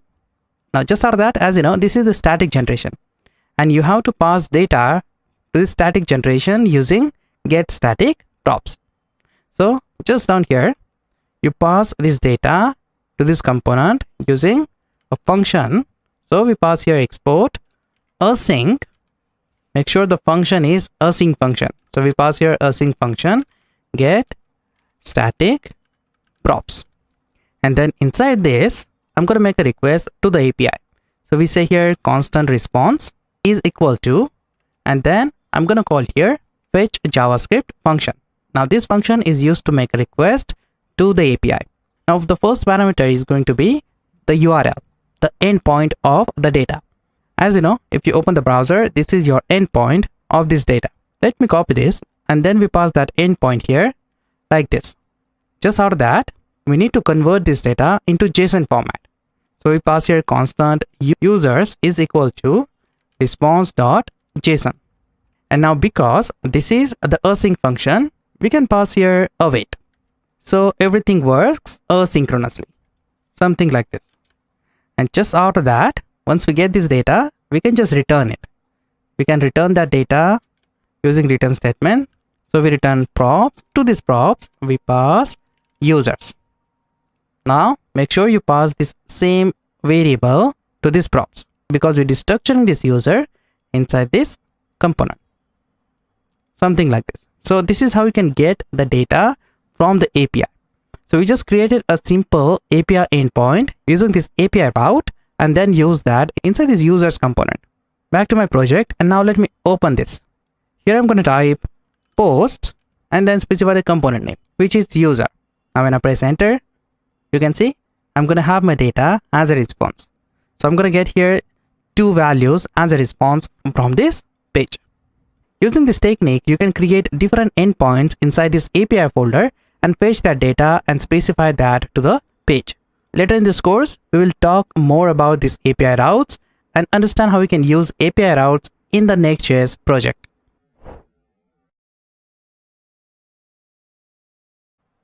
Now, in this lecture, we'll talk a little bit more about dynamic routes. Defining routes by using predefined path is not always enough for complex application. As you know, in Next.js, you can add brackets to create a dynamic route. You can notice here in the post, we created this bracket and inside that we pass the slug, or you can say the parameter ID. We consider this page as dynamic route. Now, let me show you how you can access the value of this parameter, or you can say the value of this ID. So in Next.js, you can access the value of this parameter using useRouter function, or you can say using useRouter hook. So at the top, you first import a module from NextRouter, and from this module, you call useRouter, and we are using this useRouter hook to access the parameter value. So just down here, I'm going to say constant router is equal to useRouter. And just after that, we create a variable and destructure the parameter value inside an object. So we pass here ID. This value is equal to router dot query. Using this query property, you get this value. And now let me just console.log this value. So you can see this value in the browser. Let me save the changes. Open the post 1. When I press enter, you can see I'm going to have my first post here. And if I open the console, inside my console, I have 1 as a result. If I change this query value to 2, I'm going to get 2 as a response. So we can easily access your query parameter value using this router. Now, the match path parameter will be sent as a query parameter and it will be merged with the other query parameters. For example, let's suppose that you have a route path called post ABC. So this route is going to return the result something like this. Going to get the ID and the value of that ID. Similarly, if let's suppose that you have post ABC, the endpoint, and then to that endpoint you have a variable foo is equal to bar, and this route is going to return a result something like this. You're going to get an object with ID ABC and the variable. You will get the value as well with this variable. Multiple dynamic route segments work the same way. For example, let's suppose that you have a page with the name post in the square bracket. You have ID, and after that, you create a file inside this bracket, command.js. Now this is going to match the route called post ABC. Then you have your command. And if you use this route to access this value, this parameter value, then you will get the result something like this. You will get the ID ABC and then the command. So you can create multiple dynamic routes in the Next.js as well. Now, if you want, you can create extended dynamic routes as well. Dynamic routes can be extended to catch all the paths by adding 3 dots inside the square bracket. Let's suppose that you have a file inside pages. So we have here a folder pages. Inside that we have a folder post, and inside that we have a file slug.js. Now that's upon you. You can specify any name to this parameter. Now you specify here 3 dots before the name of this parameter value. Using this technique, you can match this route with different endpoints. For example, you can match this route with post A, or you can match this route with post B, and also you can match this route with post A and B, and so on. You can use any name for this variable, just like ID or command. That's upon you. Matches parameter will be sent as a query parameter to the page, and it will always be an array. So the path post A will have the following query. So if you use router to access this value, then you will have the result something like this. You will have the slug, and inside an array, you're going to get these values. So if you execute this endpoint, you will get the result something like this. You execute this endpoint post A and B, then you will get the result something like this. In the array, you will get the value of both parameter. You can catch all the routes parameter using the router function. Now you are not limited to only use this router to access the value of the parameter. You can also use it for client-side navigation without using a link tag. Let's suppose that you have here a button, and using this button, you have to navigate the user to the different post. So you specify here post, a title, and then to this button, you specify on-click event. And to this on-click event, we pass a callback function. So when the user click on it, we are going to execute this callback function. And then we're going to call here router dot push. Now this function is going to push this page to the different route. So we push this page at post user. Now here inside this push, you specify your URL endpoint. Back to my browser. When I click on the post, you can see I'm going to have my user page. So this is the basic understanding of user route hook of Next.js.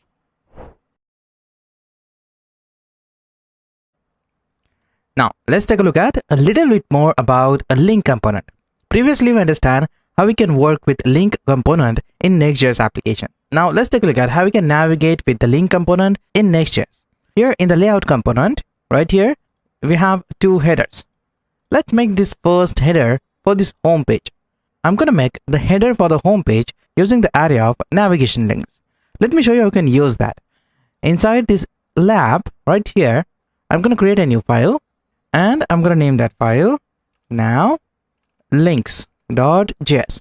That's upon you. You can specify any name to this file. Just for that, inside this, I'm going to put the array of object.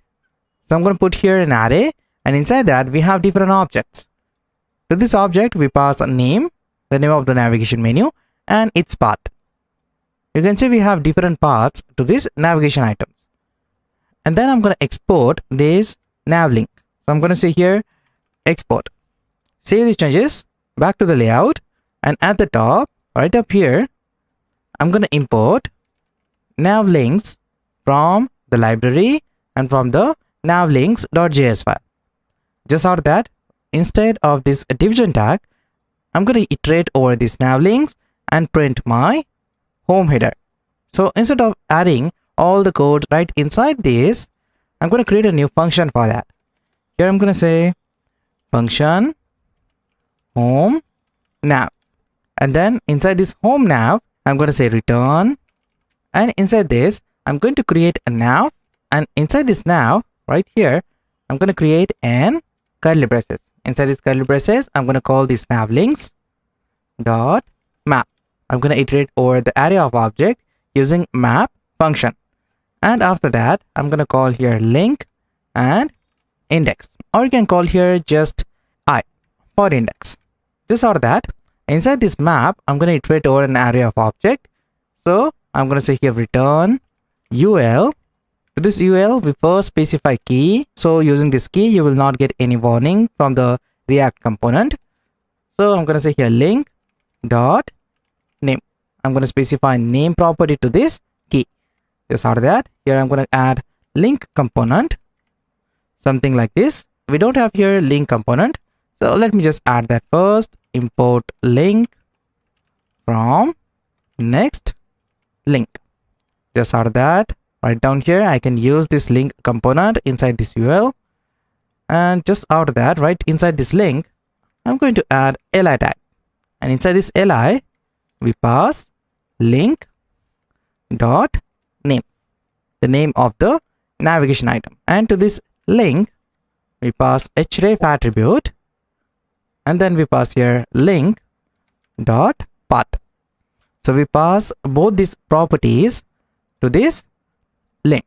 Inside this link, we pass li tag, and to this li, we pass this link dot name, this value, and I'm going to pass a path value to this href attribute, so we can navigate to different items. Just for that, let me save these changes. Back to the header, let me copy this home now, and instead of this div, we pass here home nav, something like this. Back to my component, and as you can see, I'm going to have my navigation links. Now, if you want, you can specify CSS property to this JSX. Now, let me inspect this. If you inspect this, you can notice you have your navigation items. Now, what if I click on this About Us?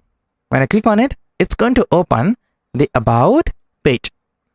If I click on the Services, it's going to open the Services page. And if I click on this Blog, it's going to open the Blog page. And if I click on the Home, that will open the Home page. So this is the way you can specify different path to your navigation items using an array. Now, if I change this services to post /user, let me save this back to my project. And if I click on the services, you can see it's going to navigate us to the post user. On the post user, we have 2 users. So using this technique, you can pass different values to your navigation items. Just so that, what if you don't want to use this href attribute to this link component? In that case, you can use the path name as well. For example, instead of this link path, you can simply pass here an object, and inside this object, you pass path name. Then you pass colon to it, and then pass value. So the value is going to be link.path. Let me save this back to my project, reload it, and now when I click on the services, it's going to do the same thing. Just for that, what if you want to access your dynamic routes? Inside your post, you have your post ID. With this ID, you can access all your posts. To access that, you can simply back to your nav link, and let's suppose to this About Us, you specify posts because you have these dynamic routes inside this post, and then you pass here / in the square bracket, you pass the slug, which is ID, something like this. And then just out of that, you back to the layout, and after this path name, and you pass value to that path using query property. So you pass here query, and in the object, you pass ID 1. You pass value to this path using query property. Let me save this back to my project, and now when I click on this About Us, you can see I'm going to get my first post. If I want to get my second post, I'm going to pass here ID2. Let me save this and click on the About Us. I'm going to get my second post. You can get these values from the array as well, or from the component itself. You can get these values from the backend database and specify inside this array. So you can simply navigate through different pages. Practice with this code to understand how navigation works.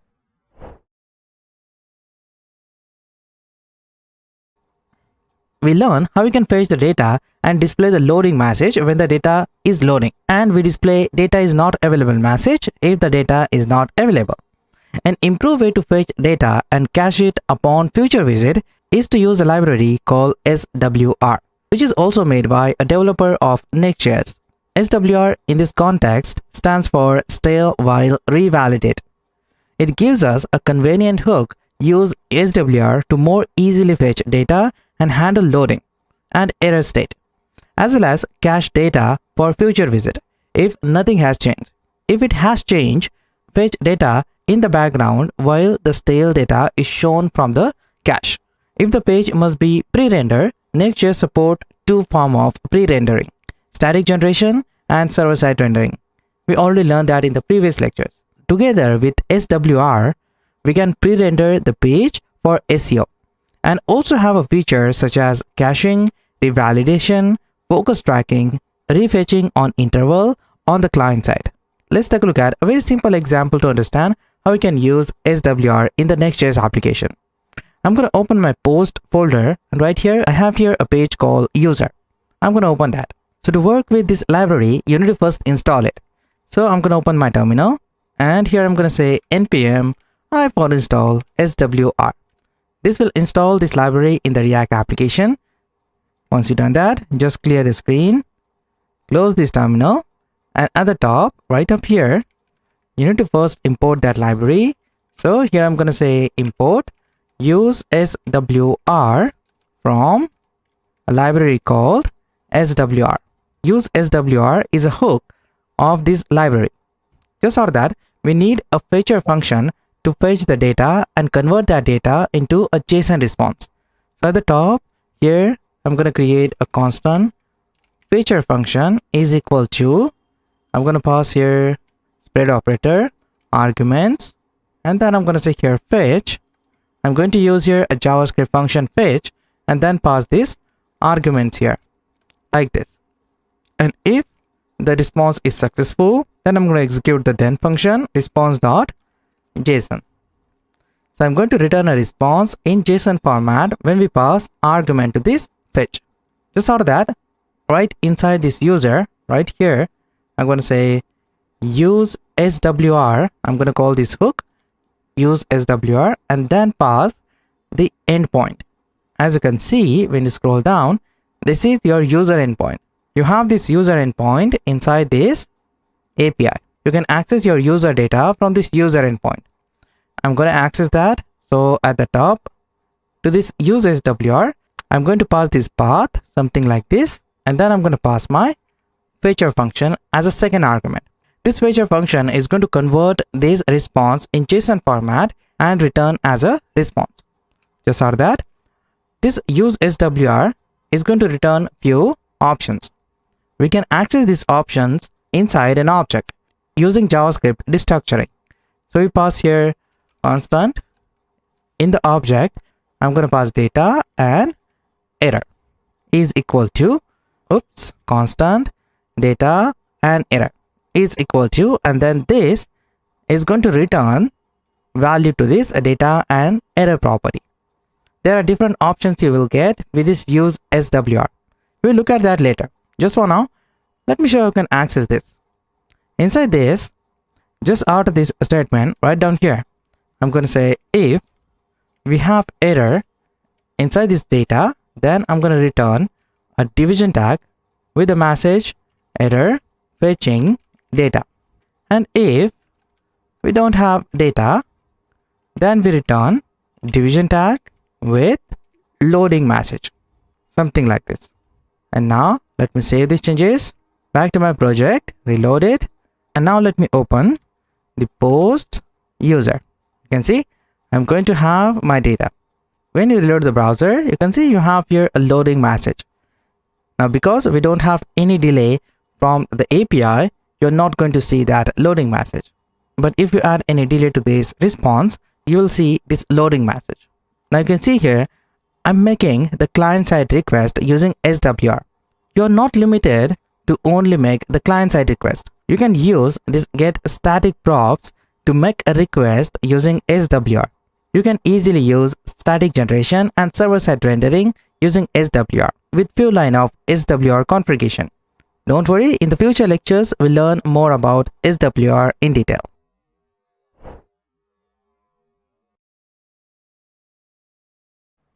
Now, once you understand how you can use SWR in the Next.js application, let me show you how you can store the data in the MongoDB database.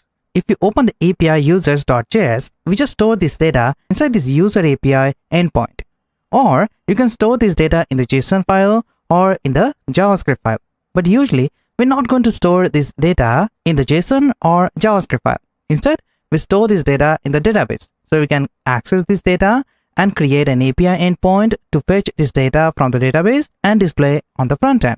Let me show you how you can connect to MongoDB database and insert both these users inside the MongoDB database. So you have to first type MongoDB and enter.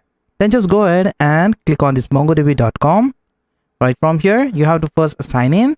I'm going to click on the sign in button and I'm going to sign in with my Google account. So I'm going to click on this login with Google.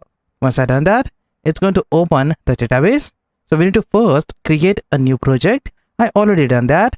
You have to just click on this new project and create a new project. Once you create that, you have to create a cluster. Or you can say you have to create your database. To create a database, just click on this build a database. Here you have three options: the serverless, dedicated, and the share server. Let's choose the free one, which is share server. I'm going to click on this create button. Once I click on it, just scroll down. I'm going to leave everything as it is. And then I'm going to change this cluster name. And I'm going to name this testing. You can choose any name to this cluster. That's upon you. And then click on this create cluster. Once I've done that, I'm going to create a new user. So I'm going to pass here username, admin, and password is going to be admin123. Now, because I already have user inside this database access, I'm not going to create this user. Now, if you don't want to create this user early, you can just leave this statement as it is. Scroll down and click on the finish and close. Just after that, just click on this go to database. And now it will take few minutes to create this cluster. We're going to click on this database access. Then you can see here, I have here a new user. To create a new user, just click on this add new database user and create a new user. When you click on it, you will get your username and password. So I'm going to create my new user using username and password. And then I'm going to click on this network access and I'm going to create add IP address. So I'm going to click on this add IP address and then I'm going to choose add current IP address here and click on confirm. I already done that. If you want to know more about MongoDB, I have a dedicated video on it. You can check out that video from the link provided in the description. You can see the database is now successfully created. Let me just click on this connect. And here we get the application connection. So I'm going to click on this connect your application and here is the URL. You have to copy this URL and paste that in your Next.js application. So just back to your Next.js application, right inside your Next.js app database, and inside this, let me create a new file called connection.js. Here, what we have to do is we have to create the MongoDB connection. Now, to create this connection, we need to install a library called Mongoose. So I'm going to open my terminal and now I'm going to enter into my application. Let me zoom this a little bit. And here I'm going to execute a command called npm i for install, and then I'm going to install Mongoose.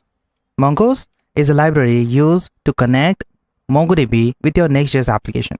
Now, once you have this, here you're going to create a constant main function, something like this. I'm going to just specify that async function. I'm going to initialize this function as async function, and inside this, I'm going to connect my MongoDB with Next.js. So at the top here, I'm going to first say import Mongoose from Mongoose library. So I'm going to say here mongoose dot connect. Using this connect function, you're going to connect your MongoDB with Next.js. So here we pass single quote. I'm going to paste my link here.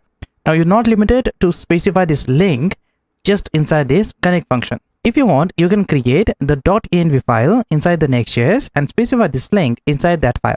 We'll look at that how we can work with .env files in the Next.js later. Just for now, just specify this link, and right here I'm going to get rid of this password, and my password of this user is admin123.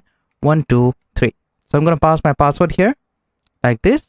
This is my user, this is my password, and I'm going to leave everything as it is. Just pass here await to make this asynchronous. And after that, just after this statement, here I'm going to say console.log and I'm going to print database connected, something like this. Just after that, you have to just export this main so we can use that in the other files. So I'm going to say here export default main. That's it. Your connection is now successfully ready. Now, just after that, we need to tell this MongoDB database that what kind of data I want to store in the database. For that, we are using schema. So inside this database, let's create a new file, and I'm going to name this file schema.js. That's upon you. You can specify any name to this file. Inside this file, we need to first import Mongoose from the Mongoose module. And then here I'm going to say constant kitty schema is equal to, this is the variable name. And then I'm going to create a new instance of MongoDB schema. So I'm going to pass here new mongoose.schema, something like this. You pass here parentheses and an object. Using this object, you specify the structure for your document. So here inside this document, I just have here a name with type of string. That's it. This is a simple schema. Just after that, I'm going to say constant kitten is equal to mongoose.model. Now we have to create a model and specify name to it. I'm going to specify name to it, kitten, and specify the schema here. This schema is going to specify structure to this model. So we pass this variable as a second argument to this model. Just after that, I'm going to just export this. So I'm going to say here export default kitten. Let me save this. That's it. Just after that, you have to back to your API endpoints. So I'm using here user endpoint. I'm going to open that. Just after that, inside this user endpoint at the top, I'm going to first import my database connection function. So I'm going to say here import main from the database connection. And then I'm going to say import kitten from the database schema. We also need schema to specify structure to the document. So we import both these files, and inside this function here, we first going to check. So I'm going to call here mem. If the connection is successful, then we're going to execute this function, or we're going to catch an error inside this catch function. So I'm going to say here error console.error, and then I'm going to print this error here, something like this. So now this function is going to return a promise. We are going to catch that promise error inside this catch function. And if you want to print a successful message, you can use then function. Right down here, I'm going to say constant create is equal to new, and then you pass this schema. Let me just specify here capital K like this. So we pass here key10, something like this. So we create a new instance of this schema and then pass here data. So as you know, inside the schema, we have the name with the type of string. So we pass that here. So I'm going to just copy this name and then specify that right here. Something like this. Just out of that, right down here, we need to save this data. So I'm going to say here create dot save. This function is going to save this data in the MongoDB database. And then I'm going to say here dot then I'm going to get the response, and I'm going to print here response dot status 200, the successful status, and return the JSON data create. This one.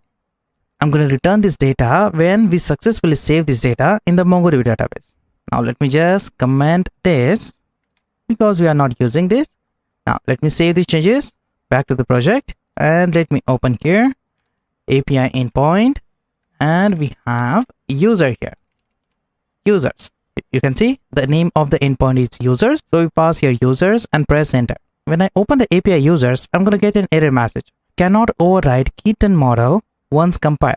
You're going to get this error because we have here this statement. Next.js is going to recompile this statement every time when the page is loaded. So to solve this problem, if we already have this model, then we don't need to create this model again. We need to tell Next.js that we don't need to create this model if the model is already available. To do that, here you have to specify mongos dot model, and here inside this you're just going to specify kitten, something like this. And if we don't have this model, we execute the second statement. So we pass here or. So if we don't have this model, just execute this second statement, or otherwise execute this first statement. You can also simplify this statement with mongos dot model is equal to, and then you pass here an object. You can use this technique as well, but I will suggest to use this technique. For the reference, I'm going to comment this back to the project and reload it. Oops, I think something went wrong in the terminal. Yeah, I get the error message. Let me just check the connection string again. Yeah, I just misspelled this admin. It's admin123. Let me save this, restart my server. You can see I'm going to get the result something like this. You might get error here. If you get an error message, just move this database folder inside these pages, something like this, and that will solve all the problems. So once you have your database inside these pages, now let me just insert my second value in the users. You can see right down here we have the second value. Let me copy this and paste that here. I don't have ID in my schema. Let me save these changes back to my project and reload it. You can see now I'm going to have my second name.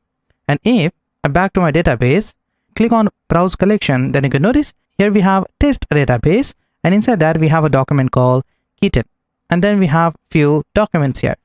If you load this browser, that will insert different data into your document. Now if you make a request on the API endpoint user, you will get the response back, and this will store the data in the database. As you know, this is not the post request, but still you're going to insert the data in the database. What I want, on the different request, we need to perform different actions. For example, for get request, we get the data from the database. For the post request, we are going to insert this data in the database. So let me show you how I can do that.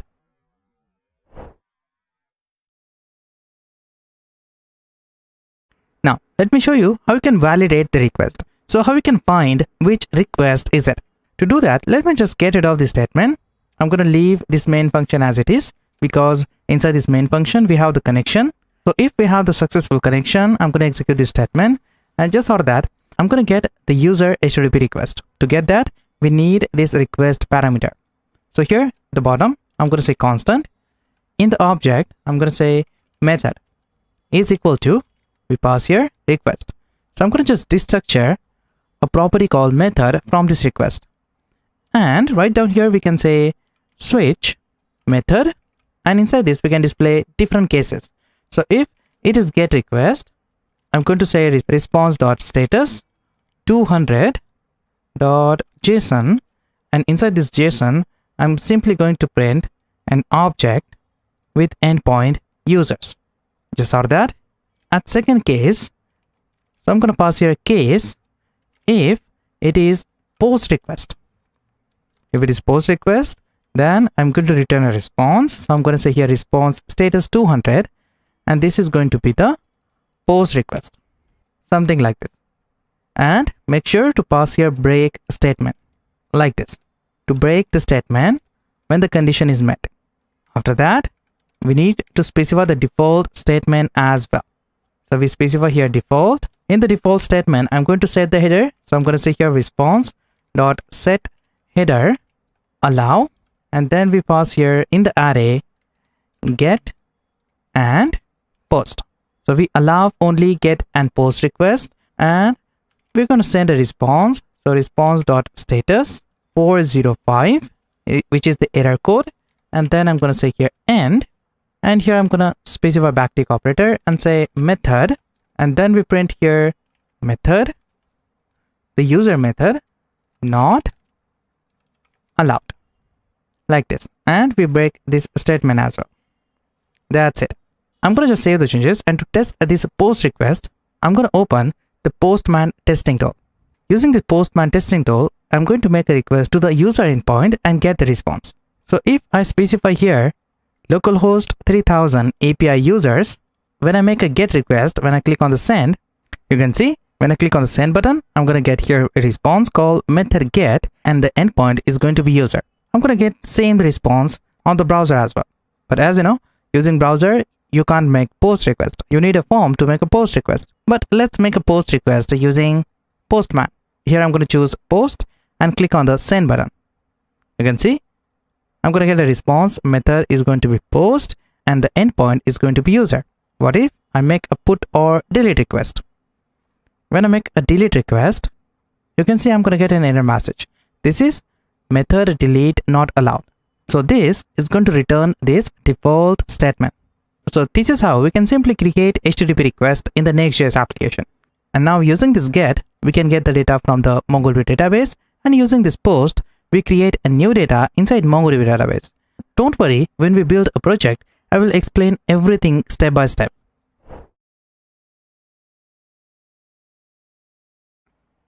Previously, we understand the basics of SWR. We use SWR library to fetch the data from the backend. SWR is derived from stale while revalidate. SWR is a strategy to first return a data from cache. This is what we call stale. Then we send the fetch request. This is what we call revalidate. And finally, come with the up-to-date data. With SWR, component will get a stream of data updates consistently and automatically. Previously, in SWR lecture, we understand how we can use it. We created this simple example of user, and we use this SWR to fetch the data. Now what I want to use SWR with static site rendering and with server side rendering. There are few useful features of SWR. We can use SWR for fast, lightweight and reusable data fetching, built-in cache and request duplication, real-time experience, transport and protocol agnostic, and it also supports TypeScript. Now let me show you a simple syntax of SWR. I'm going to scroll down right here. I'm going to type the syntax of SWR. So when you call SWR hook from the SWR library, you will get three parameters. First key, second feature, and third is options. Now the key is a unique string for the request. It may be a function, an array, or a null value. or you can specify here your API endpoint. Then we have here a fetcher function. This function is optional. This function is going to return a promise by fetching the data from this key endpoint. Just after that, we have here optional parameter, which is options. And here you specify the object of options for this SWR hook. Just after that, this hook is going to return few properties. We are going to destructure these properties inside an object. So we'll get data, error, is validating, and muted from this use SWR hook. Inside this data, you will get the data from this fetcher function. Inside this error, if anything goes wrong, you will get the error message using this error variable. If there is a request or revalidation loading, this is going to return true or false value. And then we have muted. Muted is a function to mutate the cache data. When building a web application, you might need to reuse the data in many places of the UI. It is incredibly easy to create reusable data hooks on top of SWR. Let me show you how you can create your own data hook using SWR. We use the built-in use SWR hook to fetch this data. Now let's create own hook and fetch this data from the server. So right down here, I'm going to create a new function. I'm going to say here function. I'm going to name this function get data, and inside this function, I'm going to say constant. In the object, we pass data and error is equal to use SWR, and inside this, we're simply going to pass this endpoint, something like this. And just after that, we pass the fetcher function as a second argument. Just after that, right down here, I'm going to just return an object, and inside this object, I can say user data. Then I'm going to say is loading if we have error, and if we don't have data, then I'm going to return true and false value to this is loading. Just after that, I'm going to say is error, and then we pass this error here, something like this. Now let me use this custom hook. So I'm going to copy this, scroll up, and instead of use SWR here, I'm going to pass get data. And then from this, as you know, we can get user is loading and is error. So let me just use these properties here. User is loading and is error. So we pass these values here. So we destructure these values using this object. And now we can use these values right down here. So I'm going to say if there is error, I'm going to say is error. Just print that error. If there is a loading, then I'm going to say here is loading, and then I'm going to copy this and paste that right here. If it is loading, I'm going to print the loading message, and then I'm going to specify this user right here. Now let me get rid of this exclamation mark. Let me save these changes to the browser, and now let's head on to post users. I'm going to get my data. I'm going to get this data from this user endpoint. I just updated this user endpoint, something like this. And if I create another object here like this with data ID 2, and the name is going to be Jon Snow. Let me save this. You can see SWR will automatically fetch this data, and I'm going to get my response back. So this is super easy, right? You don't have to reload your browser every time when you fetch the data. SWR will do everything for you.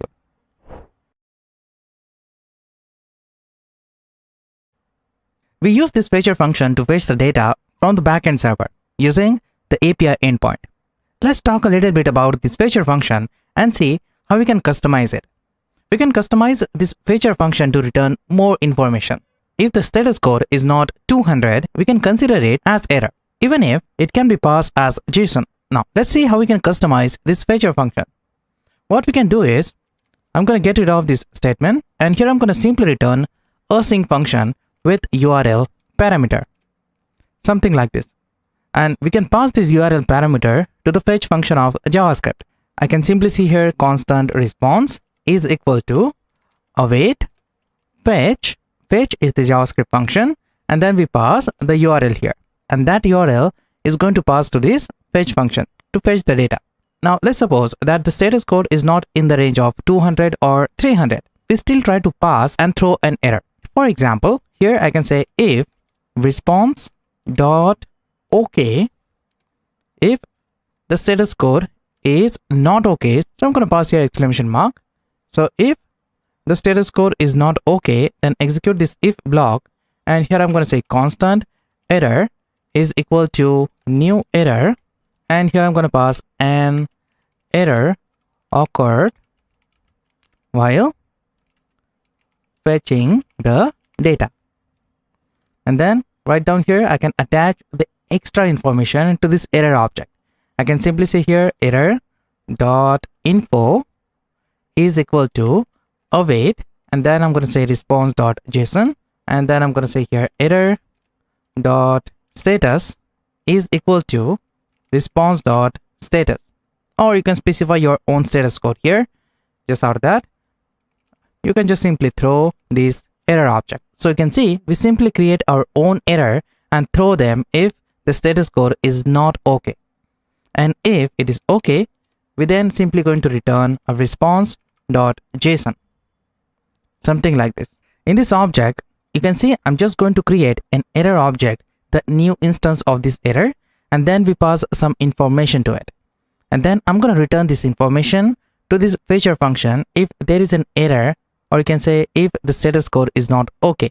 Now once you know that how you can customize the fetcher function, SWR uses the exponential backup algorithm to retry the request on error. The algorithm allows the app to recover from errors quickly, but not waste resources retrying too often. In my SWR, here you can see when I scroll down, I use here use SWR, and we pass the second argument, which is fetcher. Just out of this fetcher, I can pass different options to this use SWR hook. I can simply pass here comma and then pass here an object. Inside this object, I can pass a different options. So I can say here on error, you can see we have different options here. So let's use this on error retry, and then I'm going to specify here colon, and this is a type of function. So we need to pass here arrow function like this, and inside this function you are going to get different properties. So inside this we are going to get error, then we can get key, then we can get config, revalidate, and in the object you get retry count. Now let me explain how we can use these properties inside this on error function. Inside this I can simply say if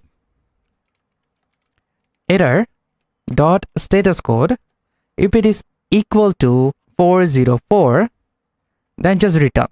This means if the status code is equal to 404, then I don't want to retry this API request.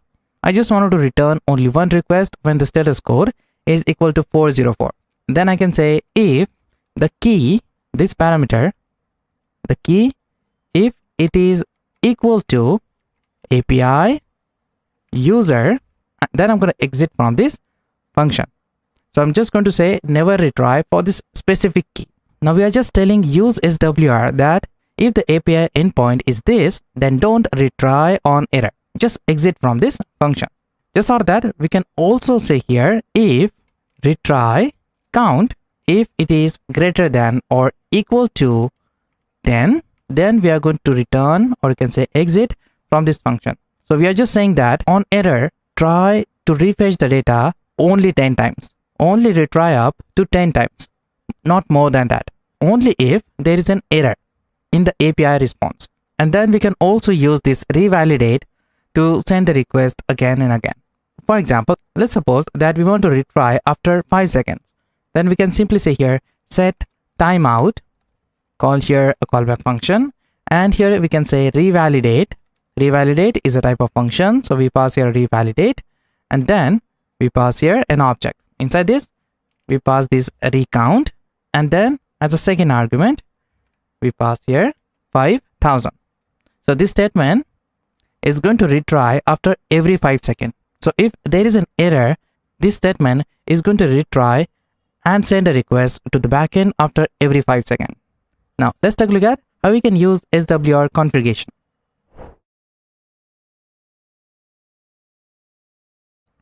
The context SWR config can provide a global configuration for all SWR hooks. So if you want to configure the SWR hook, then you can just pass here comma and import the SWR config component, and you can use this component in your JSX. So let's suppose that if I use this component right here, just down here, just for the example, if I use here swr config, something like this, then this is a valid swr configuration. Inside this, we can pass options to this swr hook. We can pass here value, and to this value, we pass different options. And inside this option, you can pass a fetcher function, or you can pass the refresh on interval properties. So we can refresh the API data after a specific interval and so on. Let's suppose that I want to refresh the data after every 3 seconds. Then I can just simply pass here an object, something like this. And then I'm going to call here refresh interval colon 3000. So this means after every 3 seconds, the refresh interval is going to refresh the API request. Just out of that, we can also pass here a fetcher function. So we can pass here a property called fetcher like this, and then we can pass here a function like this. And to this function, we get two properties. First is resources. So we pass here resource, and second is init. So when you call this fetcher function, you call the fetch function, as you know, the JavaScript fetch function, and then you call here resource, the URL, and then you call the init as a second argument. And then you call here then response is equal to response.json, something like this. So inside this swr configuration, you can call your fetcher function as well. Now let me show you a very simple example of this swr config. So I'm going to edit this user component, and I'm going to show you how you can use this swr config and fetch the data using static site generation.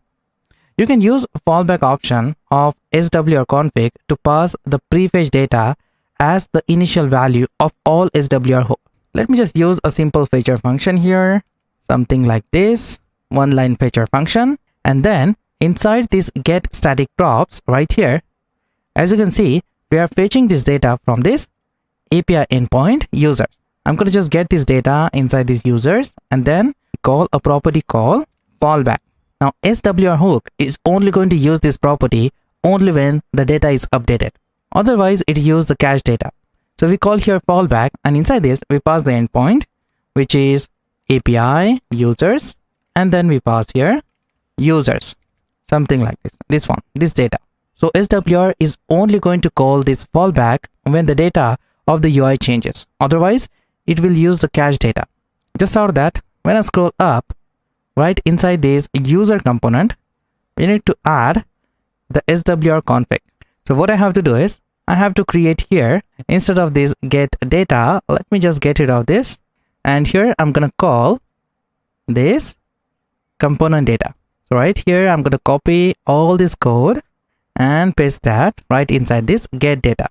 And as you know, we don't have the user fetcher function. So here I'm going to simply call use swr.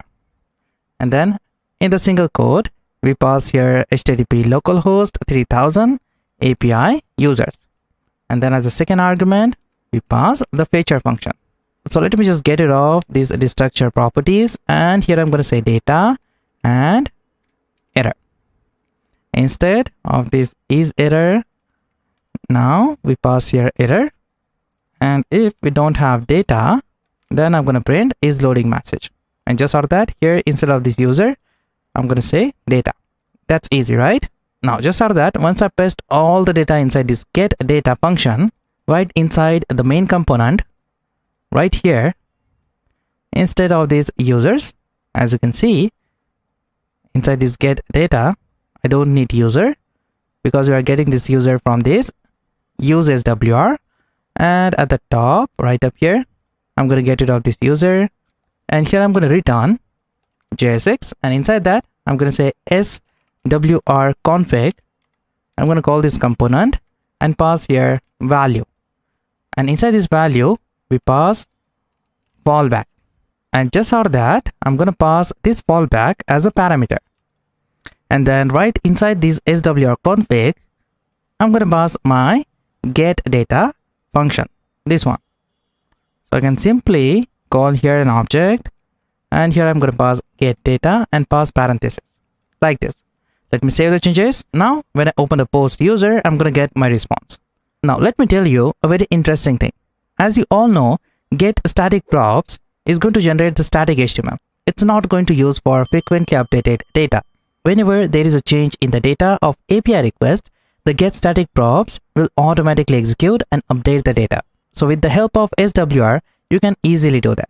The benefit of using getStaticProps with SWR is the page is still pre-rendered, it's SEO friendly, fast to response, but also fully powered by SWR on the client side. The data can be dynamic and self-updated over time, so you don't have to worry about anything. That's the power of SWR.